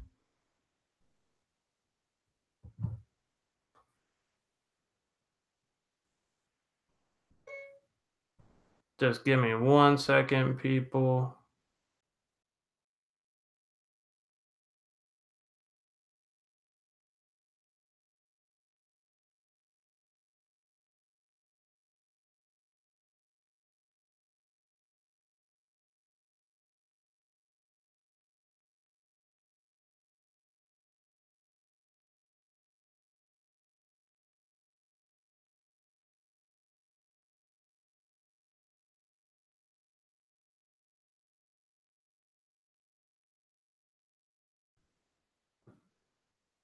All right, everybody, I'm back. I just wanted to send a quick text message out real quick. I was hoping to see if I could get Joe on here to talk about what we were going to go do. But let's see. Did anybody else join us this evening or this morning? I mean, let's see. Windy City Steve-O, how you doing, my friend? It is so good to see you, my friend. Wendy's still here. If you're still here with me, could you put your name in the chat? I can give you a quick shout out as we continue to go on this. Tonight we are doing a 3-hour road trip to going on location at the Green Motel in Shafter, California. It is supposedly really, really messed up. Please go to Presence of the Unknown, support the channel, say hi to Joe, who's doing a little preview before we go on location. It is going to be super, super crazy tonight. Irish Whiskey, what's up, my friend? We are at almost 60 likes right now. One more to 60. If we could please smash that like button.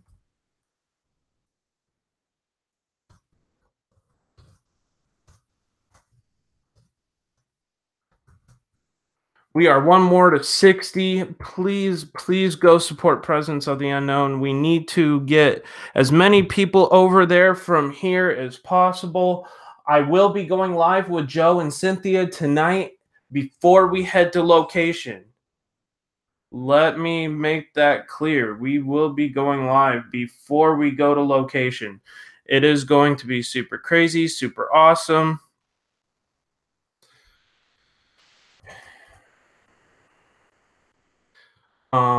Let's go real quick. Go over to Presence of the Unknown, put a little hashtag HSFL raid.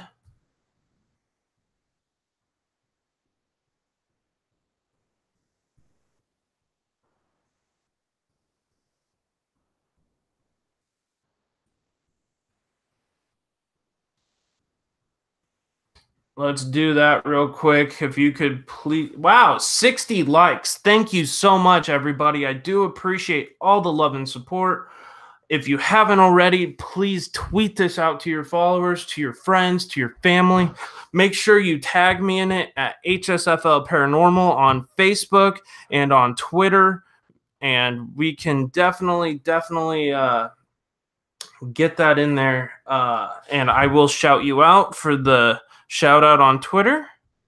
I am kind of shouting out some of the people that have already got me. I have Emmy, and her Twitter is at Emmy McKenzie, Emmy_McKenzie. She gave me a shout out to her friends, and so did Haley Pham Jeweler. I'm trying to see who else might have done that. But yes, everybody, thank you so much for all the love and support. If I missed everybody who's doing it on Facebook, I'm sorry. But yes, HSFL raid on Presence of the Unknown. Please go to Presence of the Unknown.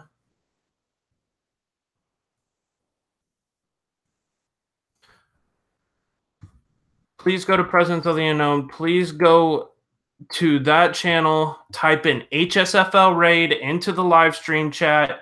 We will be going live this evening before we go to location. Make sure you go check that out.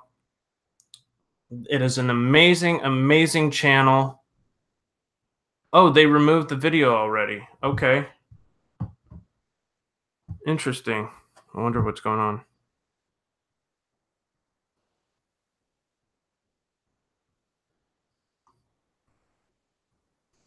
Okay. No problem. They probably put it on private. Probably. Okay. Never mind.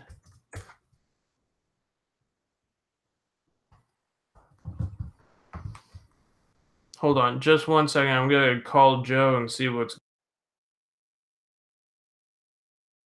I'll be right back, everybody.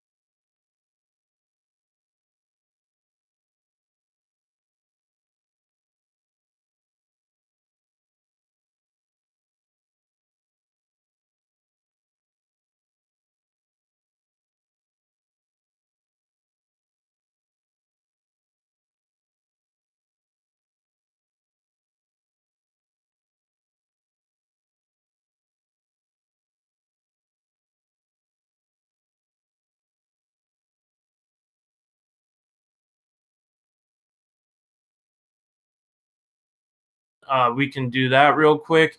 So right now I am on the phone with Joe from Presence of the Unknown. Here's his thing saying he's on the phone with me. Tell him what's going on tonight, Joe, and what we're going to be doing. We're going to the Great Hotel. It's in Shafter, California, and the hotel was built in 1913 by the Kern County Land Company. And it's got up to 3 or 4 spirits, and that one of them's named Donna. Mm-hmm. But the it looks like the Herndons owned it, but died in 1951, and in 1938, the Hitchcocks family, they rotated the hotel, and I didn't even know about this. It's weird. They rotated the hotel 90 degrees to face James Street. And was there an importance of why they did that? No, it doesn't say. It's probably because it's a landmark, and it's a historical landmark, so they kind of resituated it to where, you know, it's really good for the public and stuff as a museum kind of thing. So Right. they did that. Some of my followers, Wendy, James Sharp, who's my top moderator here on Presence, and he will be as well on Presence of the Unknown. I just got to probably make him a mod on there when we get to it. So is everybody listening to me right now? Yeah. Oh, okay. But they're all saying hi. I'm telling people to go. Please check out Presence. We will be going live when we do the equipment check this afternoon. I can help set that up on Hangouts when we get to that point. I might actually think about doing. I like when some of the paranormal teams go live while they're heading in the car, and I can actually do that if I bring my Windows computer. I could just use the base webcam, and we can go live from inside the car on the way there and talk more about the location. That could work. Maybe like an hour live stream in the car on the way there, and maybe an hour or 2 prior to the location, we can talk about like where we just arrived and all of that to, like, you know, boost the channel. And I think that would be really, really awesome. Yeah, we can do that. That's not a problem. But I'm going on right now. I know there's going to be a delay because I don't have it set up accordingly to knock off that stupid 20-second delay. Right. So I'll be seeing the chat room off another source, which is my tablet, but the main source is going to be on my desktop, so I'll be able to, you know, see everything as it goes on my tablet. So that's what I'm doing right now. That's what he said to do right now. He's gonna set me up. So said again that the stream that you just posted up said the stream went on live 7 seconds ago. I don't know what's going on.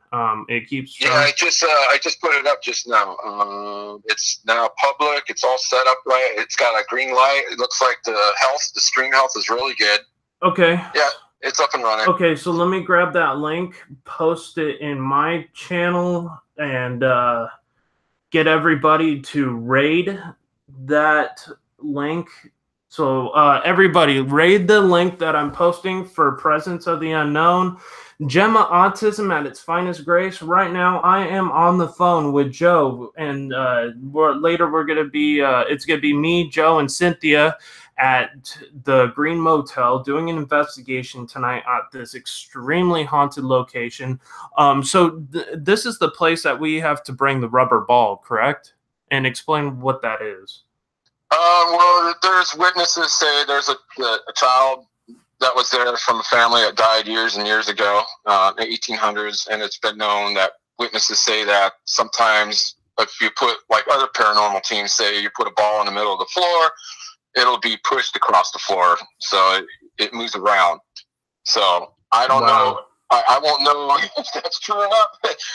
I mean, it says it is, but there's other witnesses they see apparitions, they hear doors slamming, windows opening and shutting, objects being moved by themselves. The person that we're going to be talking to, she's the owner, but she runs it, and her name is Chris. So she'll be there today with a tour guide that's going to explain everything, and we'll be able to, run down the whole history behind it. But I have somewhat of a history already. So Yeah. I'm sure we'll learn more the more we get into this place tonight. This video is going to be epic. So I have my followers right now joining on, putting up HSFL raid. Do you know how to make a person a moderator? Because we seriously need to get the sharpshooter, the man fam, as a moderator on Presence of the Unknown. He is they call him the sharpshooter because he is the fastest man alive at typing and getting your links up. I don't know how he does it, but he'll get your links up faster than you can possibly imagine. So now do me a favor, are you able to get that feed right now? Because for some reason it's saying it's live right now, and it's on the main screen. It just shows live stream coming soon. Yes, starting soon. I see that right now. Yeah, but I'm clicking on mine, and on my tablet it says not available.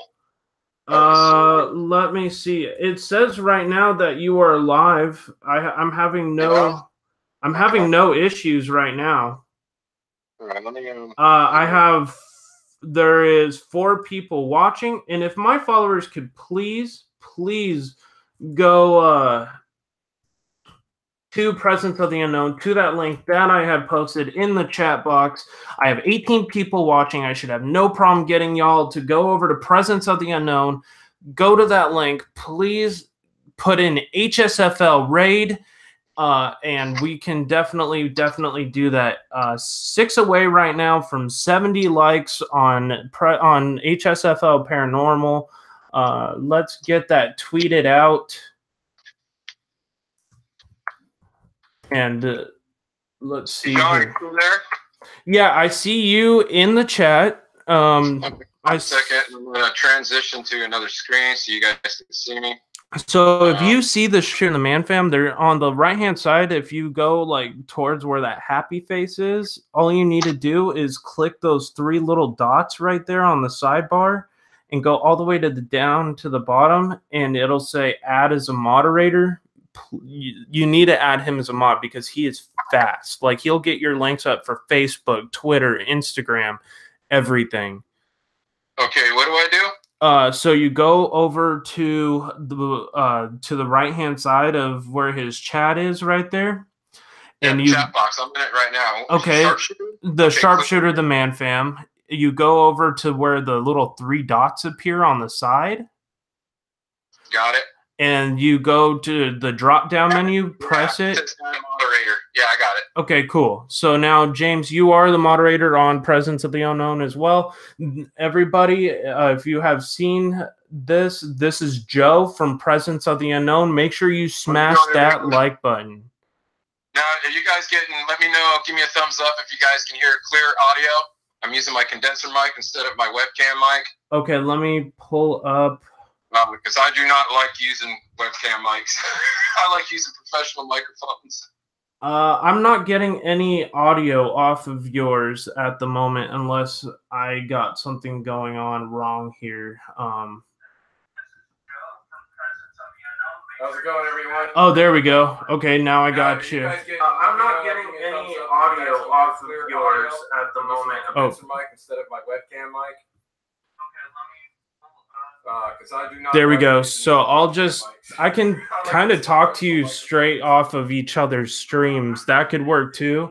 That way I could just start moving everybody over. I have about an hour left on my live stream, and I will I'll just keep moving people over there. Yeah, I got you on speaker on the phone right now. Cool. So that's good. Yeah. But what I'm going to do is, this is just going to be a small kind of preview or kind of review of what we're dealing with when we go there. And just in case you guys are not joining, I'm going to go ahead and show you this is the hotel right here. I just transferred it over on another screen. You guys should be able to see it pretty soon here. Okay, so everybody, this is Joe from Presence of the Unknown. He is an awesome person to get to know. He is just such a down-to-earth person. He has a lot of experience in the paranormal. I was more than fortunate to have found somebody in my area as great as Joe to join their team, and I mean, we've had some crazy ass experiences. Hey, what's up, Sharpshooter? Yes, Sharpshooter is Wendy, awesome. I see Brooklyn. Hi, Brooklyn.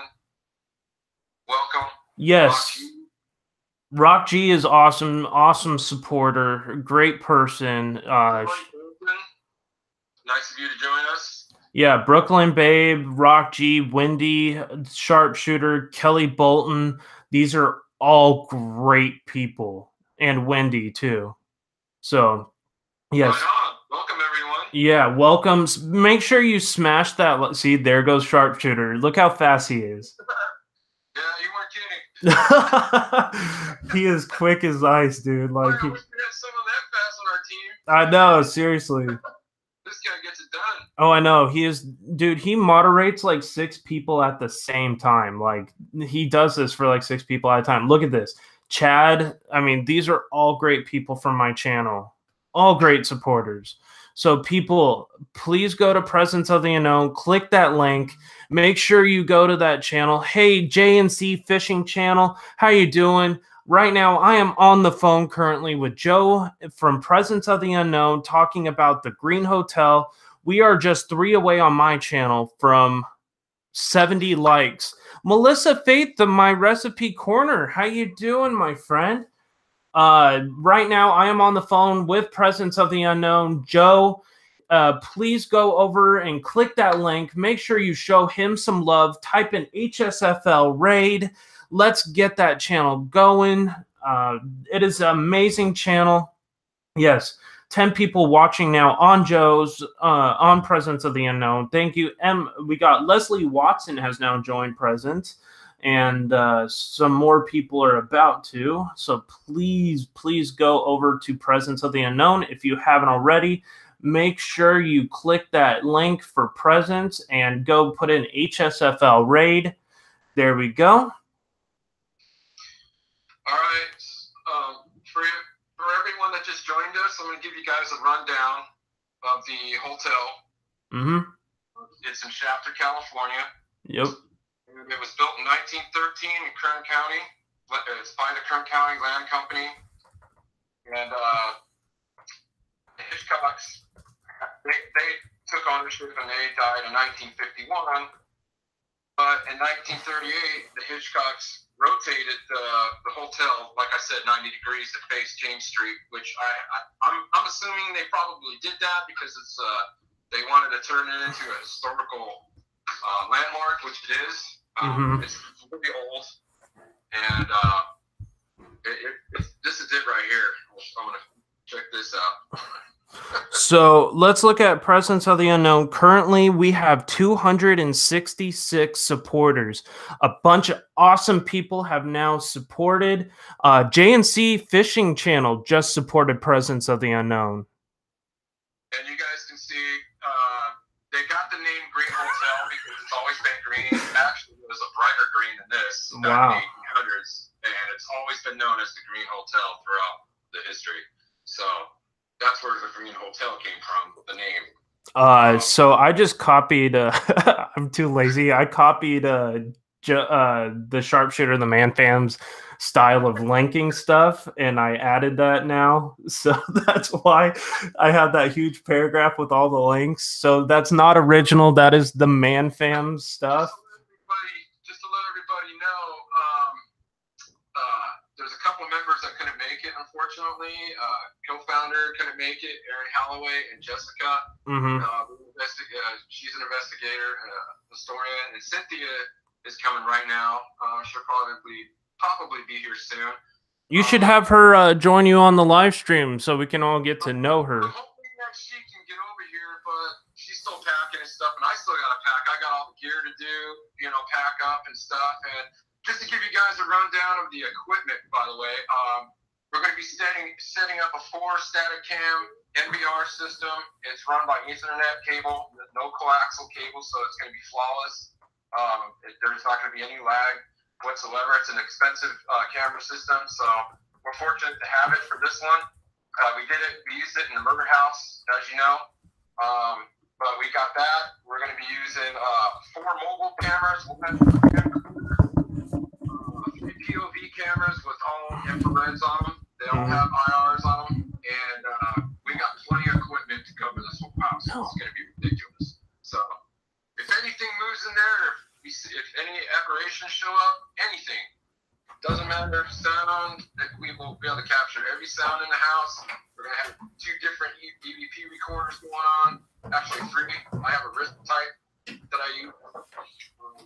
That way it doesn't make noise because you don't want to hold your EVP in your hand and it accidentally rubs your shirt and picks it up.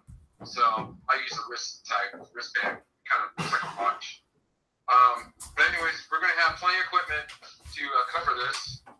But Trish, the one that runs the place, she was nice enough to send there. Mm-hmm. It's really cool that we have this opportunity. I mean, oh my God, it's gonna be crazy. So, and we got a couple of upcoming events that I can't really announce yet, but we're gonna make right. I will let everybody know. But there's 2 of them that are gonna be coming up. They're gonna be unbelievable. Could we give out the city of where those are going to be, or is that even too much info? Probably Los Alamos. I can't really disclose anything at this particular time because we still got to set it up. We got to go, but we don't know when and all that stuff. So okay. That sounds exciting. Los Alamos is. Oh my God, this mic is the worst. That's what I'm trying to concentrate on. Is everybody knows about this? I'm sure all you paranormal investigators who are on right now that are viewing this stream, the Wheatley House. Yeah. Everybody knows about the Wheatley House. Right. It's pretty crazy. That house is haunted as hell. Yeah. Yeah. So. That's San Diego. For anybody's information. And there's an old gold mining place. Is that Brody? Yes. Brody is messed up from what I hear too. Yeah. And then next year we are planning to go to Tennessee at one point. We are planning to go to my mic might be haunted just playing. I keep this tripod is not the best. So no, I love the mic. It sounds great for just about everything on this live stream except the tripod. It's almost too short and it's not telescopic. That's the only issue that I have with this mic. Other than that, it's amazing. It is an amazing mic. I have no problems. For $45, you cannot complain with the sound quality on this thing. It has the condensing ball. It's actually a ball, but it's also a condenser inside. So it reverberates around the whole sphere, giving it the best sound quality. Supposedly, according to that. Let's see. HSFL, you should come to Texas. I would love to go back there as soon as possible. I love Texas. Yeah, don't forget to smash the like button on Presence of the Unknown. I will be creating possibly a new logo for Presence of the Unknown, also creating a merch for Presence of the Unknown.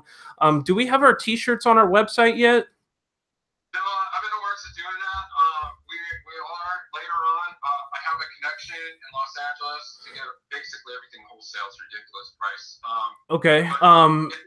Okay. They have shirts, hats, all kinds of stuff. So what I plan on doing is I'm going to be having a hat lineup, a beanie hat lineup, jackets, t-shirts, even wristbands. Ooh. Okay, so for temporary reasons, we could set up the t-shirts, and I can take the ones that we have and make them the same quality on teespring.com. That's what I set mine up on. And I can also make hoodies, tote bags. I can make coffee cups like I did on my channel. So, and there's so much more too. You can make just about anything on that thing. It's pretty much endless. Oh yeah. So I'll probably make a new logo for Presence of the Unknown, kind of like how I did with the little ghost in the light on my channel, but something maybe like a ghost in a hallway or something with question marks because it's unknown, or something that will be kind of symbolic to what the channel is. But something I will make it look really, really good. And everybody knows I work really hard on getting like the best quality images. Yeah, one thing I want to tell everyone, whoever's on right now, thank you guys so much for all the support that you guys gave us during the, the investigation, especially the last one. Oh, dude, the haunted murder house location. Everybody, if you have not watched that video, that place was so messed up. Cynthia got scratched across her neck. Joe got grabbed. What? I got an echo here. Just a second. Joe got grabbed by his shirt. I got pinched on the ear by something unknown. There was like tons of people that had died in that place. And we got Class A EVPs. I mean, that was by far probably one of the most messed up locations I have personally ever been to in a long, long time. Like, I think the most messed up location by far is the Conjuring house in North Carolina that I went to. But this was right up there. But anyways, guys, I just wanted to thank everyone for all your support. I mean, right now, I'm not really out for fame or anything like that. For the science right behind the paranormal, I believe in it. I know there's life after death, and hopefully we can get some proof of that from this investigation. I mean, that murder house, we're talking about that right now.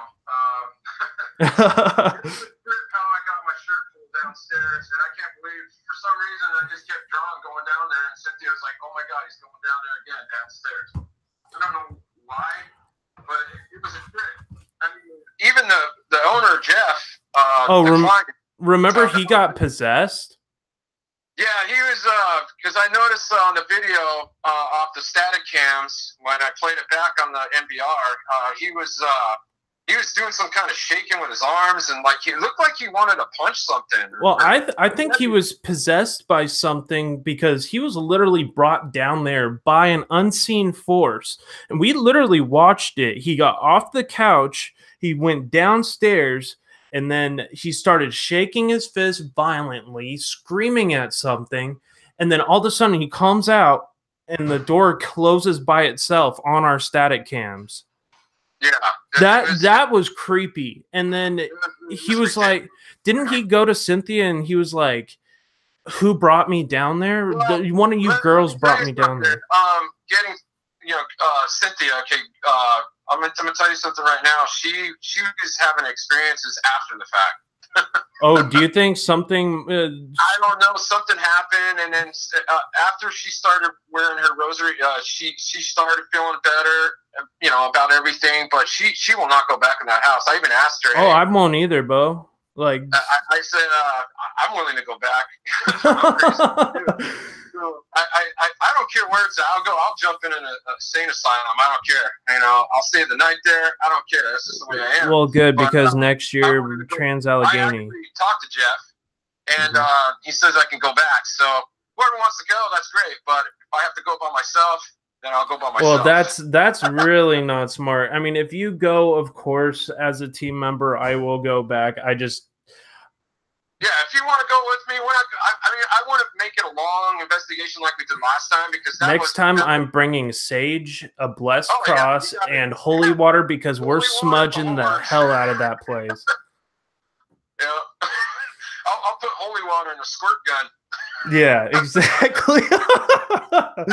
Well, we need to bring Himalayan sea salt to that house. So once we get whatever in there out.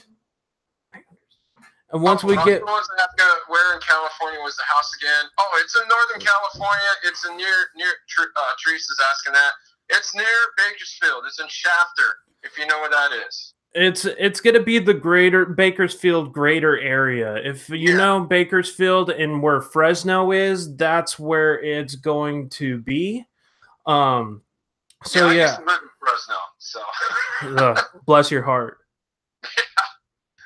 I did like the outdoors over there, though. Oh, I know, me too. I mean, you can see me right now. I'm wearing all camo. Yeah, I saw you earlier. Yeah. I mean, just make sure you wear your team shirt now. Oh, I am.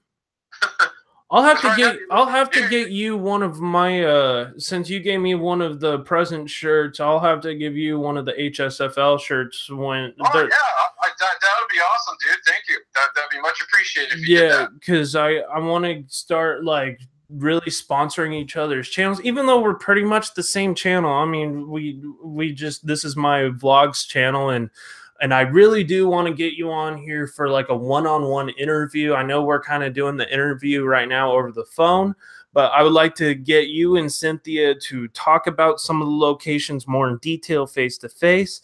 And you're always welcome to come here to my my studio, my house, and you know, do a live event here. We seriously need to do an investigation.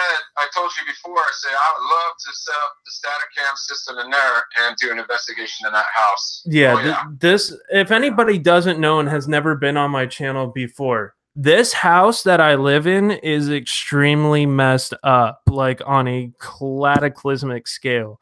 Like I have, well, not only that, it's like died too, right? like 15 people have been murdered in here, in like the, not in the house, but in the neighborhood surrounding. One lady died in the room where I'm sitting in right now. She died in this room. And this is where I get most of the haunted activity. Now, it doesn't happen much during the day, but I refuse now to bring a spirit box into this room and not really into my house anymore because of all the stuff that was happening. It was only making it worse, to the point where my viewers at late night were seeing shadow figures in my house. They were seeing faces and sending me text messages. I've been scratched now on my neck and my arm. Like, stuff was seriously starting to happen, to the point where like the TV was turning on by itself. Stuff was flying off the refrigerator. The washer was turning on by itself. Like, it was starting to get a little uncomfortable. I'm not going to lie. So Guadalupe says hi. Or no, Leslie.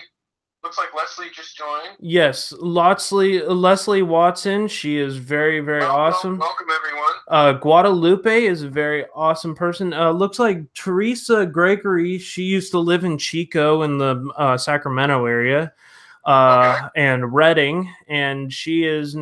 She has.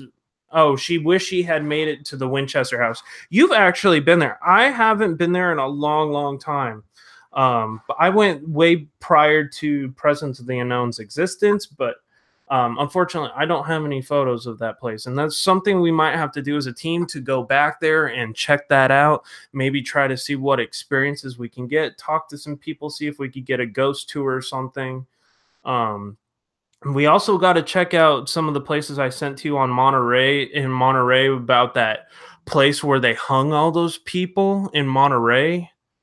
And I know they do a ghost tour there. So when I grab some free time, I have 4 days off, I will try to make some calls. Okay. Yeah, Cynthia just texted me. She's going to be here soon. And she's bringing sea salt. Yeah, well, tell her she is very, very smart for doing so, because we should have had sea salt at the last investigation. Oh yeah, especially that one. And if we do a smudging, there's a correct way of doing it and there's a bad way of doing it. That was pretty ridiculous. Yeah. It was to the point where I had the cross in that cellar standing up straight, and some unseen force knocked it down. Like, it was offended that I brought that blessed cross into the room. That is not okay. And to me, that was like borderline demonic, what happened in that place. The Winchester house is awesome. I need to go back to that Winchester house. Yeah, I think we all do need to go back to that house. I was telling you, I used to live in Vacaville, not too far from Bakersfield. Wendy. So Wendy lived in Vacaville. Oh, nice. And then I believe Irish Whiskey Paranormal. He lives in the Hanford area near Bakersfield. And so does Ray the Fam lives in Fresno. So there's a lot of people in the area who are relatively close to us, and we should probably, as Presence of the Unknown, try to maybe collab with some people that would really help getting each other's names out. So there's definitely some cool stuff coming up. So we're going to be working on a lot of projects. Both me and Joe and Cynthia and Aaron, we're going to be working really hard. I'm going to try to, like I said, get some more stuff set up for Presents. And I mean, I pretty much got it on lock for HSFL for the vlogs. Yeah, unfortunately, Aaron and Jessica won't be able to make it because they got stuff to do. They couldn't make this one. Okay, yeah, that's not a problem. Part of the next one for sure. Yeah, but I just don't know when this one's gonna come available. But I will preview it way in advance so everybody will know. Don't we have like 2 or 3 more? Don't we have 2 more videos for the Haunted Murder House series to edit, and then? No, that's it. That they're all done. Oh, they're all done. Okay. Yeah. That's it. That case is closed. But I am going to go back, and if you want to join me going back, that's fine. I'll set that up. But I'll probably end up going back there one more time for short investigation, half the time. But I'm not going to bring the whole camera system. It's just going to be a walk around, just basically using POV cameras. That's about it. Okay. Handheld camcorders. Because we already did that one. We did a full investigation there already. But a lot of paranormal groups, they do go back 3 or 4 times. I mean, that's just the way it is. Right. But these upcoming events that we're working on right now, they're going to be good. I can't wait. This one's going to be good. I'm hoping that we get something out of this. This is going to be awesome to even see this place. So right now I'm seeing 15 likes on Presence of the Unknown. Wow, that is awesome. Thank you so much, everybody. That is awesome. Show Joe some love. We really appreciate it, man, because we need all the support from you guys. I mean, all of us paranormal groups, and it doesn't matter if you're an investigator, if you're part of a group, whatever. Cool. We're all one big family, so we need to take care of each other, be loving to each other, because we're all here together, trying to prove a point, trying to get the word out that they do exist. And I know there's a lot of haters out there, a lot of trolls out there to say otherwise. You know what? Everybody has their own opinion, but we definitely know our opinion. You know what, Joe? You know what I say to trolls now? You know, I appreciate my trolls just as much as I do my followers, because they're the ones who are hanging on to every word and the whole 3-hour live streams that I do. So I do appreciate them. They give me the most amount of watch time, and they get me closer to monetization, and they actually make my followers support me more. So I do appreciate them just as much as I do my followers, because they are just as important to growing your channel as your actual followers are. Yeah. Hey, Sharpshooter, yeah, it is going to be really cool. So wow, sweet. We'll definitely keep you updated on that. I can't wait to do the editing on the video. It's going to be crazy. Yeah, it absolutely is going to be really, really crazy. And Joe and I will try to take part in both editing and get it out as fast as possible. Joe, did you end up getting the intro? Did you want me to add the other things back onto it for Aaron and Jessica? Yeah, we're going to have to get that done. Okay. And I already updated the website. I actually changed the So you should website. have the previous one, just the one without Casey. Yeah, what I did on the website actually looks better now, guys. So if you go to it, it's a lot better. We got our group shot, as you know, the old one, and I put our names underneath our bodies. It's kind of cool looking. Oh, sweet. So, music and lyrics. I know you're on my channel. If you could go, please, to Presence of the Unknown, say hi there. Joe really needs we all need the support on Presence of the Unknown to get the channel name out, because we're going to be doing some big things within the next year. We're planning on possibly doing Trans Allegheny next year, which is going to be freaking intense.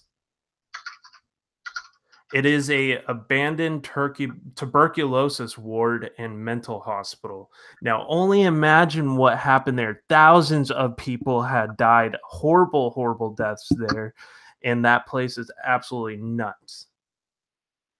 Yeah, I think that's probably my main goal for next year. Is I am definitely going to hit a insane asylum. I don't care. No, like it's to the point where at least one. I don't care if I don't do any more after that. I just want to be able to spend a little money, go out there, and just do one. I just want one. I'll be happy with one. Right. You know, I'll stay the night there if I have to. I just want to do it because a lot of people think it's nuts, you know, but it's a chance of a lifetime if you get that opportunity to stay overnight in one of those. Oh my God. So it's $165 for Trans-Allegheny in Tennessee, and you have access to the entire 14-acre property. So you get full access? You have full access. Oh, wow. Now we're talking.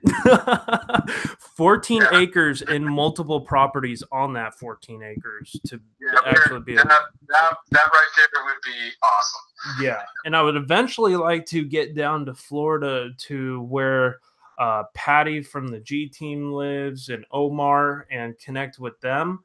I'm going to be bringing on Patty possibly soon from the G team onto Hsfl Paranormal to talk to her about her travels to the Octagon House and some of those other places that look absolutely just bad, crazy. Like, and we got it, and they actually have a serial killer's house that is haunted by the victims of that serial killer.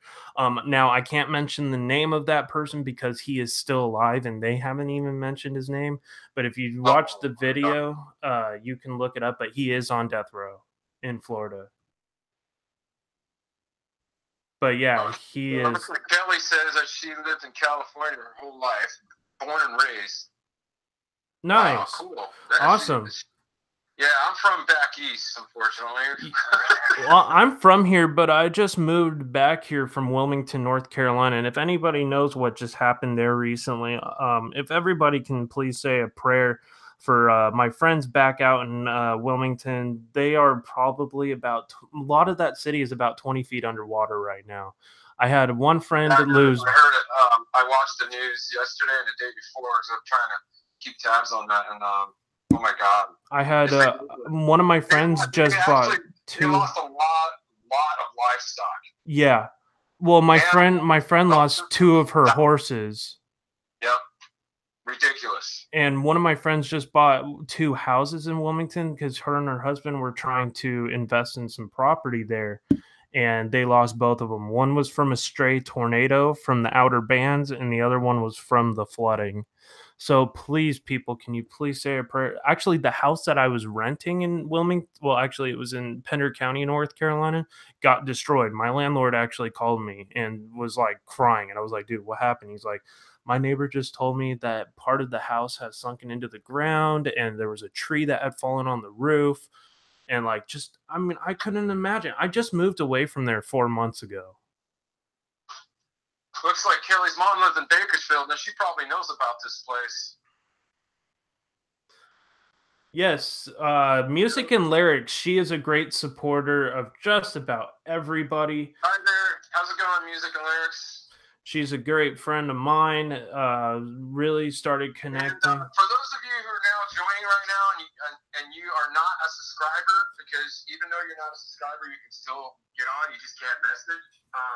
Right. Feel free to hit that sub button, please. So right now, Presence of the Unknown is at 268 subscribers. Now, if you could please get us closer at this moment, we only need 2 more until we hit 270. This channel has grown a lot since we've been really pushing the promotions for this channel.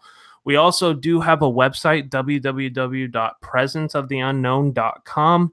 Check us out. We actually have where people can do a consultation and a checklist of how haunted their houses are and what needs to be done to get rid of those.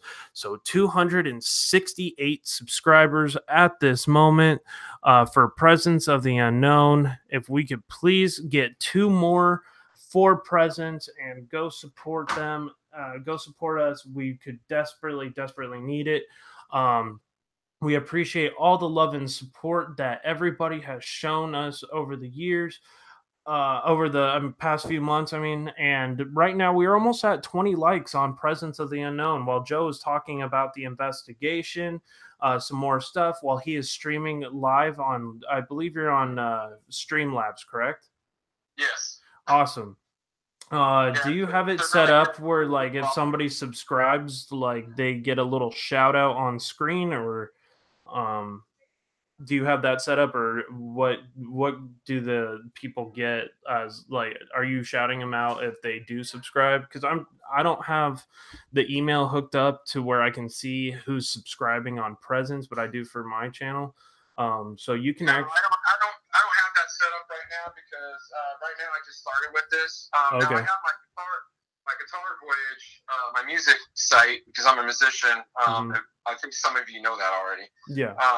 That there is a whole different ballgame. I have it all rigged up and set up, but this I'm working on right now. So if you guys give me a little patience, I'll have this up and running really well, probably in about a week.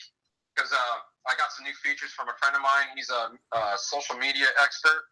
And he's giving me tips, kind of some video seminars that he's making for me, so I can learn a lot more. Because right now, at this particular time, I'm a little new at this, but I'm doing okay. You know, I'm not out for fame, like I said. I'm just out there to get the word out and kind of discuss the upcoming investigations or previous investigations and answer any questions that you guys might want to ask, like, what kind of equipment we use? What did you think of the investigation? Did you get any proof? How are the clients? The history? I can answer all those questions. You can feel free to ask. But this one today, which I have to start packing pretty soon. Yeah, me too, buddy. Me too. So I will be ending this in my stream in about 30 minutes here. If you haven't already, smash that like button and also smash it on Presence of the Unknown. For Joe, Cynthia should be home pretty soon, so maybe she'll make a little bit of appearance if she gets the time. But definitely check us out when we go live tonight. I'm going to filter her right now and see where she's at. Maybe she can come right now, and then I can introduce her to everyone. Give her a little screen time.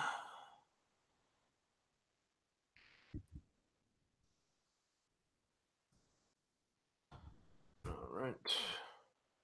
Let's see here. Yeah,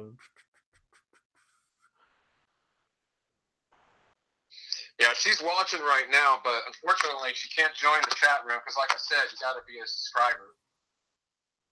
Yeah, I mean, no, you don't have to subscribe to. You don't have to subscribe to join the chat, so she could. No, yeah, you can join the chat, but you can't message. Really? Is that? I don't think so, because a couple friends of mine said that they cannot message off their cell phones because a couple of them have iPhones and a couple of them had just regular Android phones, and they weren't able to do it. It says unable to, must have an account to do it. Gotcha. They can see the description of the chat, but they can't really participate. Gotcha. Looks like After Dark Paranormal HD or HTD just joined Presence of the Unknown. Thank you so much, HTD. Oh yeah, thank you so much for that. That's a great comment. Yes, absolutely. It is so amazing to have everybody who's joined both of our chats as we are both doing live streams at the same time. Actually, this is a really, really good way to do this. Right, absolutely. I didn't think this was going to be as successful as I thought it would, but this is actually not a bad idea because it both gives us time to communicate with each other. You're hearing it from both of us of different experiences I got you on my phone right now, and I got you on speaker, and it's picking up the mic because this mic is great. This picks up everything. I have the same deal. I have it hooked up to my Yeti Blue Ice mic right now, the phone, so everybody can hear you loud and clear. So we're actually like almost three-way calling using Hangouts / Streamlabs. So this is really cool to actually have this like kind of conversation. Yeah, for those of you that are now joining, here's the picture of the house. I'm gonna bring it over in a second here. Give you guys an eye view what we're up against. The house is beautiful. Oh yeah, it looks stunning. It's a very, very nice historical home. What's actually a hotel? Sorry. Well, I mean, if in all honesty, it looks like the Lizzie Borden house. That is another location we are going to have to do. Oh yeah, I've heard so many stories about that. Oh yeah, I mean, like, I think it was actually 5 people were murdered on that property at the Lizzie Borden house. It's pretty crazy. Yeah, like I have the last guest I did, Panic D, Our Haunted Travels. They're an awesome channel. They just did the Lizzie Borden house, and so did Lou Rock and Patty from the G Team. And Panic D, his wife posed how the mother had died in the same exact spot where she died, and he did the husband, like, posed where the husband had died on the couch as like a demonstration of what it looked like when the murder actually took place. But that house is extremely messed up. And to bust the myth of what actually happened, the mother was not whacked 40 times. It was more like, I think it was 19. I mean, still super messed up. But she was hit 19 times with a hatchet, and the father was hit 10 to 11 times. So it looks like we got 5 watching now. Yeah, I have 7. No, both of them are 7. My viewers are watching both. Okay. So they're. Oh, hey, we went up and subs. Thank you guys so much for that. Hey, can we please get Presence of the Unknown, please, to 18 or 20 likes? We are just 2 away from 20 likes on Presence of the Unknown. Thank you for the people who have got me up to 72 on HSFL. I do really appreciate that. Rebel Rocker, hello, my friend. And he is at work right now, but he just wanted to stop by and say hi and check out the streams. Wow, music and lyrics passed out, huh? Lizzie Borden house. Wait, what? Oh my God. I passed out in fear when I watched the Lizzie Borden house. Yeah. Oh, when you watched it. Wow. Yeah, no, that place is messed up. We are just everybody on this panel has everybody seen the movie The Nun? No, is it out? Yes, Cynthia and I went and watched it. Aaron and Jessica watched it. Is it worth it? The film was awesome, man. Well, because awesome. It happened like prior to The Conjuring, if I'm not mistaken. Yeah, and from what there's different opinions, and there's a lot of stuff going on, because I've been told from other people that watched it, they said the young girl in it, that she turns into a nun, whatever.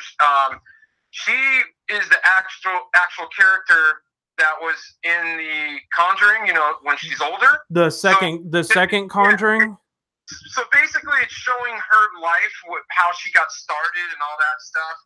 And then other people I talked to said, no, that's not her. Yes, it is her. It's supposed to be her when she's younger. And then she turned into an investigator. And then, they investigated Amityville Horror. Are you talking about a young Elizabeth, or are you talking about Mrs. Warren? Yes, Mrs. Warren. So this takes place when they are younger. I don't know. Maybe I'm wrong, but I've heard that is her when she was younger. Well, not the real person. I'm just the actor, whatever. Hashtag spoiler alert.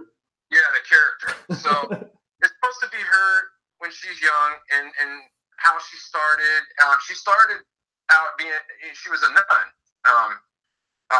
And then she went from that to being an investigator and a psychic and all that stuff. And then that's when she got involved with Mr. Warren. Okay. They got married and stuff, and then they paired up as a team, and that's when all these investigations occurred, like the Amityville Horror, the Annabelle situation, which that's probably the most scariest doll on the planet.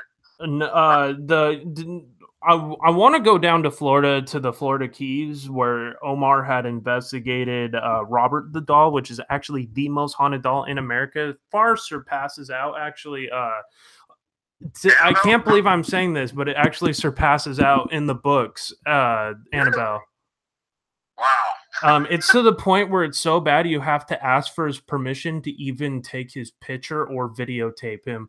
Otherwise, people have come back years later begging for forgiveness for not giving permission. Well, I'll tell you one thing. There's one thing I did sign up for, and I hope I get it, is the visit to Zach's haunted house in Vegas. Ooh, Zach Bagans?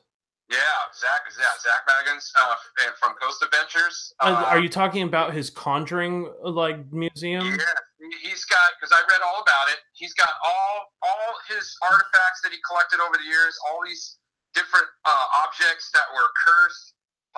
Everything in that place is just haunted. Yeah, the whole place is. So even the house itself, I guess, from what I told from this person that told me that the house actually got moved. That house was set there. Wow. The actual house got moved to Vegas. Oh shit.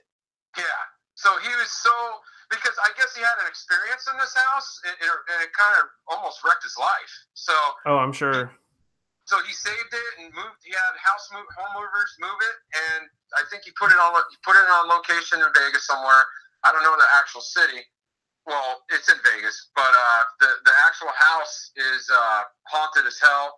And then he took all his artifacts that he collected over the years from different cases, and he put them all in this house, all staged in different areas.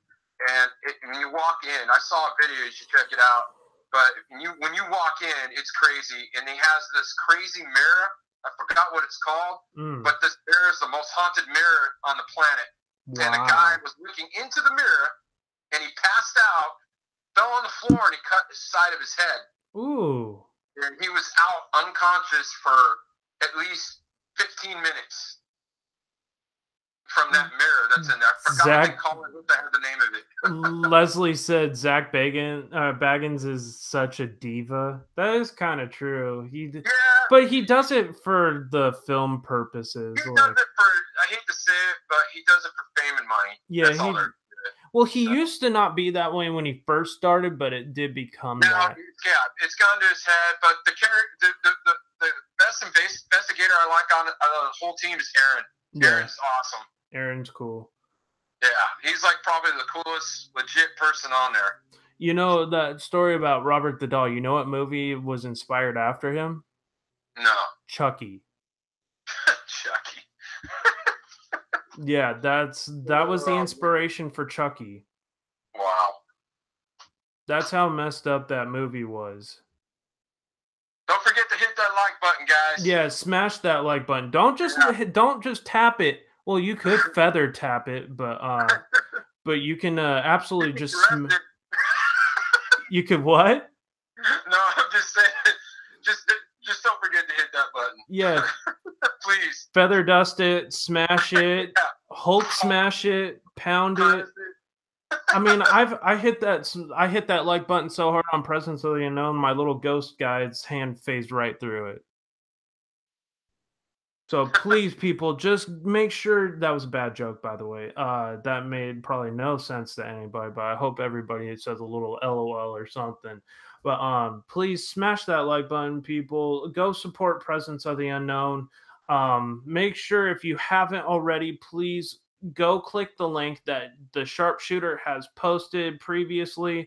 I'll post it one more time on my channel. I keep having Nightbot. Dude, we got to set up Nightbot on Presence too, and I can do that and show you how that works. Yeah, that's not a problem. We can do Because that. Nightbot's legit. If you set it up correctly, he can be the world's biggest pain in your ass if you do it incorrectly.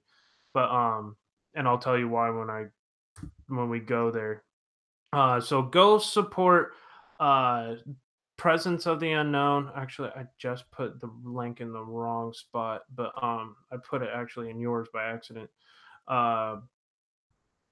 So all I have to do now is put !POTU on my channel, and it shows up automatically through an automated moderator system called Nightbot, and it says, please go subscribe to my paranormal team, Presence of the Unknown, and it posts the link for me. Oh, wow. Wait a minute. Cynthia just sent me a message. Okay, she'll be here in 10 minutes. Okay, I'm going to be streaming for about another 15, and then I need to start getting ready and packed. So, I mean, I'm not bringing much. I don't think we're going to be able to get her on here because it's like almost 11 o'clock. Right. She said 10 minutes, and by that time, then you got to figure another 20 and a half hour, doing the talks and stuff. And, yeah, we probably won't be able to make it. Yeah, Melissa Faith is on my channel, and she said, I think she was referring to Zach Bagans as an attention hog. That totally does make sense, though. That's about right. So there's actually more people watching Presence right now. That's awesome than my stream. My stream's kind of dwindling down. I might end the live stream here in a minute, and then more switch on to Presence of the Unknown. Just keep... Yeah, I actually like Ghost of what's it called? Not Ghost Adventures, but the other one.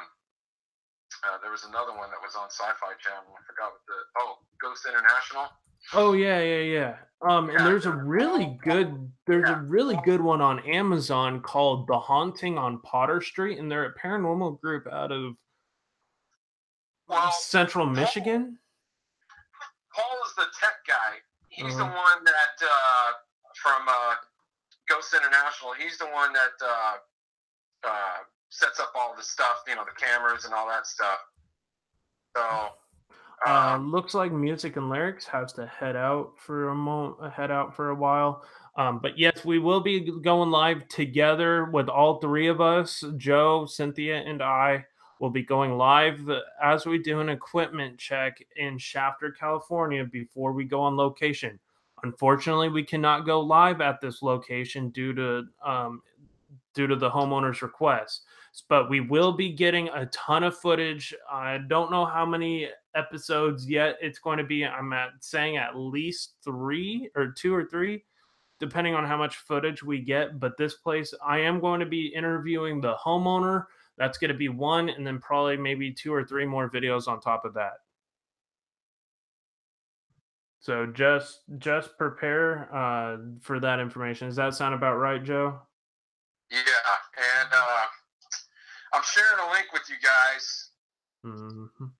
It's ghoststop.com. Oh yeah, Ghost Stop is awesome. Yeah, they for those of you that are looking for equipment and stuff like that, these guys are they have everything, man. Right. Oh yeah, they definitely do have everything. Great website, a ton of equipment, just absolutely mind-blowing stuff. We use it on our channel every time we're on. Please go check out Ghost Stop. Hopefully one day they will sponsor us, but it's funny because I talk to Paul all the time. He's a pretty cool guy. You should ask him. Like, I bet when we get up to about 1,000, he'll probably consider it. But we definitely need to work on getting sponsored by Ghost Stop. Like, that's a priority. Yeah, they have really good equipment there. You got to check out everything on their site. They even have a teddy bear that's loaded with the EMF and a ghost box and sensors. You should check it out. It's ridiculous. I'm thinking about getting that someday, but that's in the near future. Right now, my goal is to get a drone eventually. Yeah, that would be awesome. So we could do like a flyover, kind of how the fam and Omar do it on their channel, where they fly over the location, kind of get a bird's eye view of where we're at, and put some suspenseful music into it. I mean, there's so much stuff coming out on this channel. I can't even begin to describe what's going to go on Presence of the Unknown, because there's so much cool stuff coming out. Joe is an awesome person. He is a great personality. I love hanging out with them every time we do these investigations. We go to some really messed up places for you guys, and it just gets crazier and crazier each time, to the point where me and Joe start looking at each other like, what the hell are we getting ourselves into? Like, yeah, I appreciate that. It's good working with you too, John. For sure, absolutely, yeah. And I like the merch that you're putting out. That's really cool. That was something that I wasn't my idea. One of my friends, actually 4 of my friends that I'm working with right now, on a project, we're going to be doing a huge collaboration event and merch giveaway thing, and a 50-50 raffle possibly, where if you donate, like, I think it's $3 to my PayPal, you're automatically put into like a digital hat. And then Nightbot will actually select a random person. And this is stuff that might be happening. I'm not 100% sure yet. But Nightbot will select a random person with the exclamation mark winner. I don't know if it's enabled on here. I'm just going to test it real quick. But and by the way, I just wanted to get this out. For any of you paranormal people, or that are, if you're doing it by yourself or you're on a team, we would love to collaborate with you guys occasionally. If you have an investigation that you need another team on, feel free to hit me up. You can hit me up on Facebook. See, it'll show up on my channel, and the winner is, and then now it says Melissa Faith. So that would be like how it would work. It would pick a person at random who is in the chat, and if they donate the $3 to the PayPal, they're entered to win in, and they get half of the money. Like, that's how cool this is going to be. This is something that we're possibly thinking about doing on 6 different channels, I think it is. It's a massive like YouTube community collaboration event. So definitely look forward to that in the future. It's not going to be this month, I can tell you that now. It could possibly be the month of October or November. So just keep a lookout for that. There's some really cool stuff happening on both channels. Joe is just as big as a part of HSFL as he is on Presence of the Unknown. He's a really good friend of mine. We're becoming really close through all this paranormal stuff, and outside of the paranormal stuff as friends as well. And same with Cynthia and Aaron and all of them too. Like, Aaron's a good guy. Everybody on the team has the utmost respect for one another. We kind of butt heads on creative differences, but that's normal. Yeah, it's like it's like that old golden rule. Sometimes there's too many Indians and not enough chiefs. I've never heard that before. Like that? Yeah, that was funny. Yes, Sharpshooter said drones would be awesome. We are one more. A friend of mine, that he has a paranormal group in Los Angeles, and he said they did an investigation on that bridge in Pasadena. Ooh. For those of you that don't know what that is, well, everybody's passed through there, especially if you live in California. But that's a suicide bridge. It's crazy. But he had a drone fly above it. It was cool. Tell people what happened at the Las Cruces Adobe. I haven't really mentioned that all that much on my channel. Well, that place there is actually haunted. Yeah. There's graves that are unmarked. The Indians that died there years and years ago. And then we remember that one time where the 3 prostitutes. Yeah.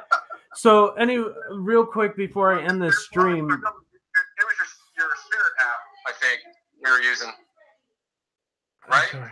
When you got so I turned on the spirit box on the location, and I'm like, okay, I know there's 2 prostitutes who died here. Could you say your name? And then it corrected me and said, there's 3 of us. Yep. And I was like, oh my God. Like I didn't get it at first until like you told me, no, there's actually 3 prostitutes that died on that property. And I was like, holy cow. Yeah, and it matches the story. That's what's so bizarre. That was crazy. And then remember we went to the bridge right next to it and it said jump. Yep. And Yeah, I was just like, dude, what the heck is happening? And then we went over there, and Ranger Rick showed up. Oh no, that was the second time we went down there. Yeah, that was hilarious. Yeah, Captain Ranger Rick. Yeah, that guy overdid it a little bit. At least the officer that caught us over there at St. Louis. Just a moment, everybody. I gotta put this on hold real quick. I have my mom wanted to speak to me real quick about something where I'm in the midst of trying to get ready at the same time with all this. So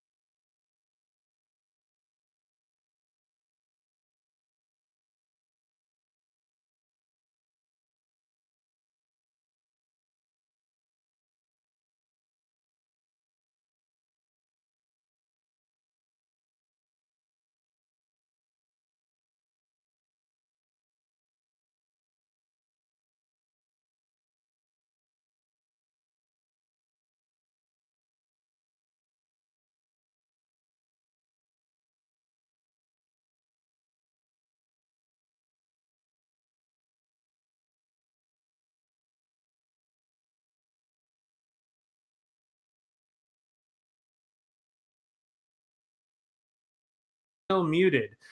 Sorry about that, everybody. But yeah, it was crazy. Hey, Wonder Pup Adventures, how you doing? Hey, Wonder Pup, if you could please go transition over to Presence of the Unknown, put hashtag HSFL Raid, smash that like button for him.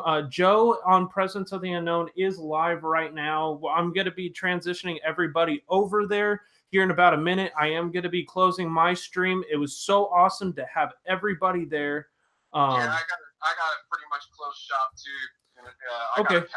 Well, I just want to make sure everybody here has gone over and subscribed to Presence of the Unknown. So you can go click on that. Joe is live right now. Just go say hi to him on his stream. He is the one talking to me over the phone right now.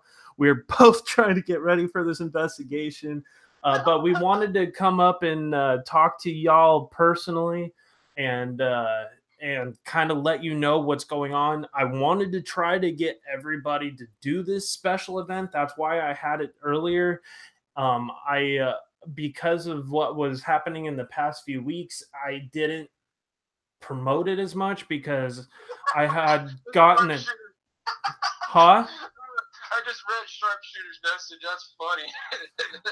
So there's Wonder Pup Adventure.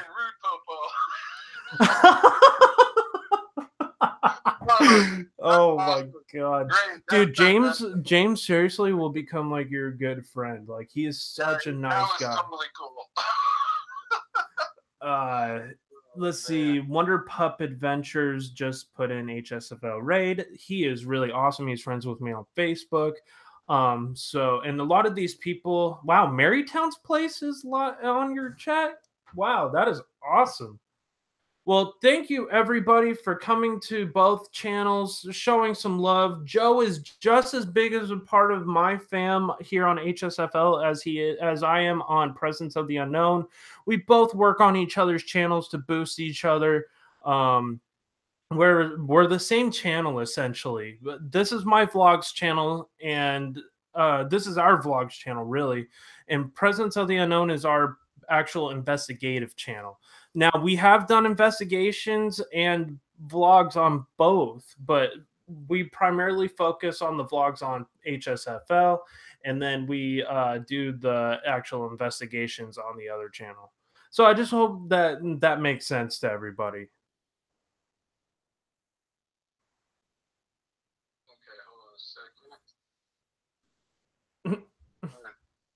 Basically copying this link to the Facebook. I am glad I made your day, Joe. I love James. James is cool. Hey, if anybody hasn't yet, I know there's 12 people watching right now on Presence of the Unknown. If you could please smash that like button. He is just one away from 20. There are so many great people that have joined. 6 people watching on HSFL. I know I'm closing this stream down here in about a minute. Thank you everybody who has joined both and shown support and love and care for both of us. We really do appreciate it. If you haven't checked out my merchandise on HSFL, okay. Your backpack and your suitcase are out here. Thanks, Mom. Yeah. So anybody, yes, I do live with my mom, but I rent a room out from her, so it's not weird. She just hooks me up while I'm kind of going through this little rough patch. But I don't talk about it because I don't dwell on the negatives. I only focus on the positives here on HSFL and on Presence of the Unknown. My life is good. I couldn't imagine having a better life. And sometimes there's little roller coasters, and you go up and you go down in life. Right now, I'm kind of in that middle spot, and eventually I'll go up again and be out of the situation that I'm in. But that's probably not going to be for a while. But I keep my head up. Don't let bad things in your life discourage you from having a good life. Guys, just to let you know before I leave, I did post up a link to the Presence of the Unknown Facebook page. You'll see it right there. Yeah, please go join that. Yeah, and my personal Facebook page. Right. So you can go ahead and I tag you all the time in HSFL to push people there too. But yeah, so go click on Presence of the Unknown on the Facebook page. James the Sharpshooter, the Man Fam. I call him James the Sharpshooter, the Man Fam, but his actual account's the Sharpshooter, the Man Fam. But it used to be James the Sharpshooter, the Man Fam, so that's why I call him. James Sharp has now posted that link into the chat, and so did Joe from Presence of the Unknown. So make sure you go click on those links, go support the social media, check us out on our website. I mean, we have so much cool stuff coming out. Joe is such a good person, and so is Cynthia and Aaron and his girlfriend Jessica. Jessica is our historian. Joe's Aaron's a co-founder. I am kind of like a partner. I kind of do a lot of the ITC research and some of the editing and the artwork for Presence of the Unknown. I do social media. Oh, and I do the social media. Speaking of, I need to really jump on that over my 4-day break and start updating stuff. Thank you for reminding me about that. But yeah, I got to do some updating. I got to post some of our previous videos on there so people can go check those out. And don't forget, guys, go to my Facebook page, friend me on there too, so that way we can also communicate on there, and also go to the Presence of the Unknown Facebook page. That'd be awesome. Yeah, absolutely. Don't forget to hit that sub button. Don't forget to hit that thumbs up button too. Absolutely. Thank you everybody for joining. I hope everybody had a great day. Thank you so much. I'm going to close out my stream right now. Love and light to everybody here. Prayers to everybody who's in need right now. you have my full love. And if Monday I will be live again for Meditation Mondays. Maybe I could get Joe one day on Meditation Mondays to do a little prayer stream for everybody as a collaboration event. So everybody gets used to seeing Joe on both channels as well as me on both channels, since we both are kind of partners in both. So one day maybe I'll try to get him on there, and maybe soon have him join me either at his house or on my house to do a thing on a special event for Saturday, just to talk about that, and or maybe we even do a haunted thing at my house. So we could do that. So there is some crazy stuff coming, everybody. So definitely make sure you stay tuned to both channels. Make sure you hit that bell button to get notified of any new content coming out for either channel. This is going to be awesome. Yeah, guys, I really appreciate you guys joining this live stream. This is actually Presence of the Unknown's first live stream, so it went pretty good. This is actually this is our third live stream, because we did 2 at the Haunted Murder House. I'm talking about not during investigation. But right. I'm going to be doing this periodically, and I'm also going to be doing podcasts for Presence of the Unknown also. So cool. I'll keep everybody updated on that, and I'll keep everybody updated on upcoming investigations. You guys will be the first to know about it. I promise you guys that. And thank you for all your support and everything. Like I said, I'm not out for fame. I'm out here. I'm just doing this because it's a passion of mine. I'm a true believer in it, and we're gonna get answers sooner or later. So that's my goal. I don't care where I have to go to get it. I'm gonna get it. Right. Absolutely. I mean, yeah, like you said, I'm not out for fame either. I do appreciate everybody who has subscribed to both channels. Oh, hell yeah. We appreciate all you guys. I never thought either of these channels were going to get that big. Wouldn't exist, period. Right. So, I mean, you guys are part of this too. So. Right. 73 likes on HSFL and 20 likes on Presence of the Unknown. Wow. Thanks for making both live streams epic. Like, I can't thank you all enough. Yeah, I'm gonna have to sign off, guys. I gotta get packing. Same here, man. I'm so far behind. I haven't got my t-shirt ready yet. 3-hour drive. Yeah, I might fall asleep in your car. Just FYI. Why? Why would you do that? Because I haven't slept at all. Oh, that's fine. No, I'm just kidding, bro. Like, that'll be okay. I'll just keep the music down. It'll be peace and quiet all the way up there anyway. So dude, I was totally pulling your leg, bro. I've been literally busy with getting everything released in the last 48 hours and trying to get everything set up for the merch. I actually did not sleep last night because I was designing all the merch and the new logo and getting everything out on time, and I still missed my personal deadline. So but yeah, so I finally did get like 6 hours of sleep last night. So hopefully tonight, I don't know if I'm going to sleep after this investigation, because some of these investigations are so messed up I can't sleep. But yeah, it's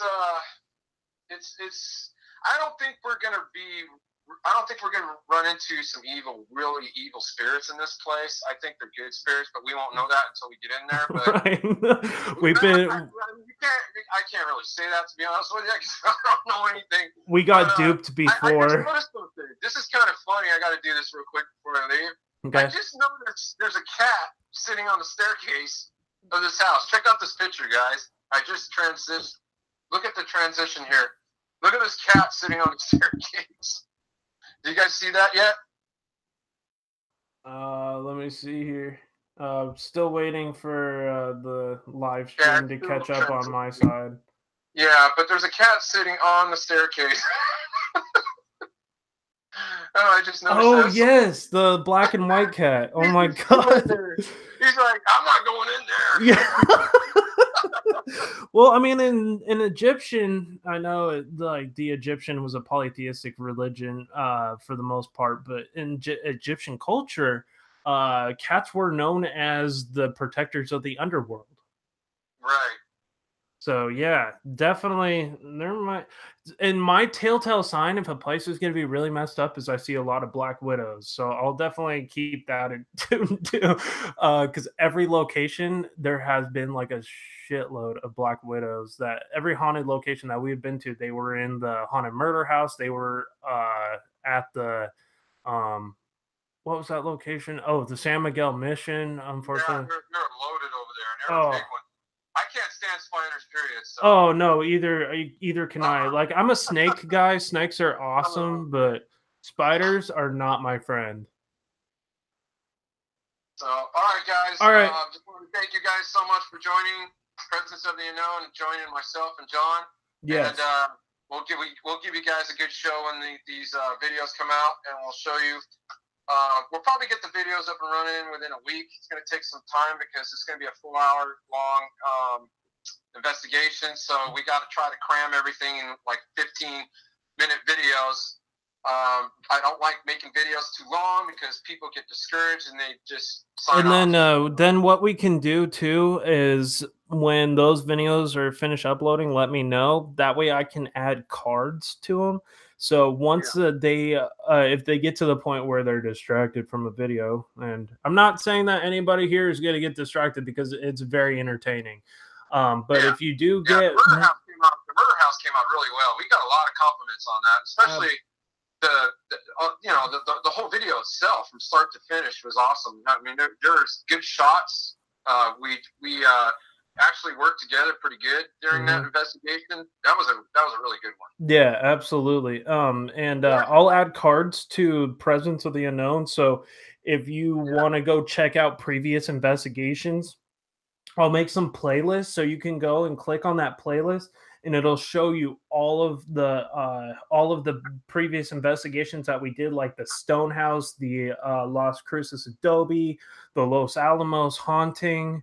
So definitely, and it's going to be embedded into the right-hand top of the screen. Hey, look who joined us. Who? Cynthia. Hey, Cynthia, how are you? I'm good. How are you?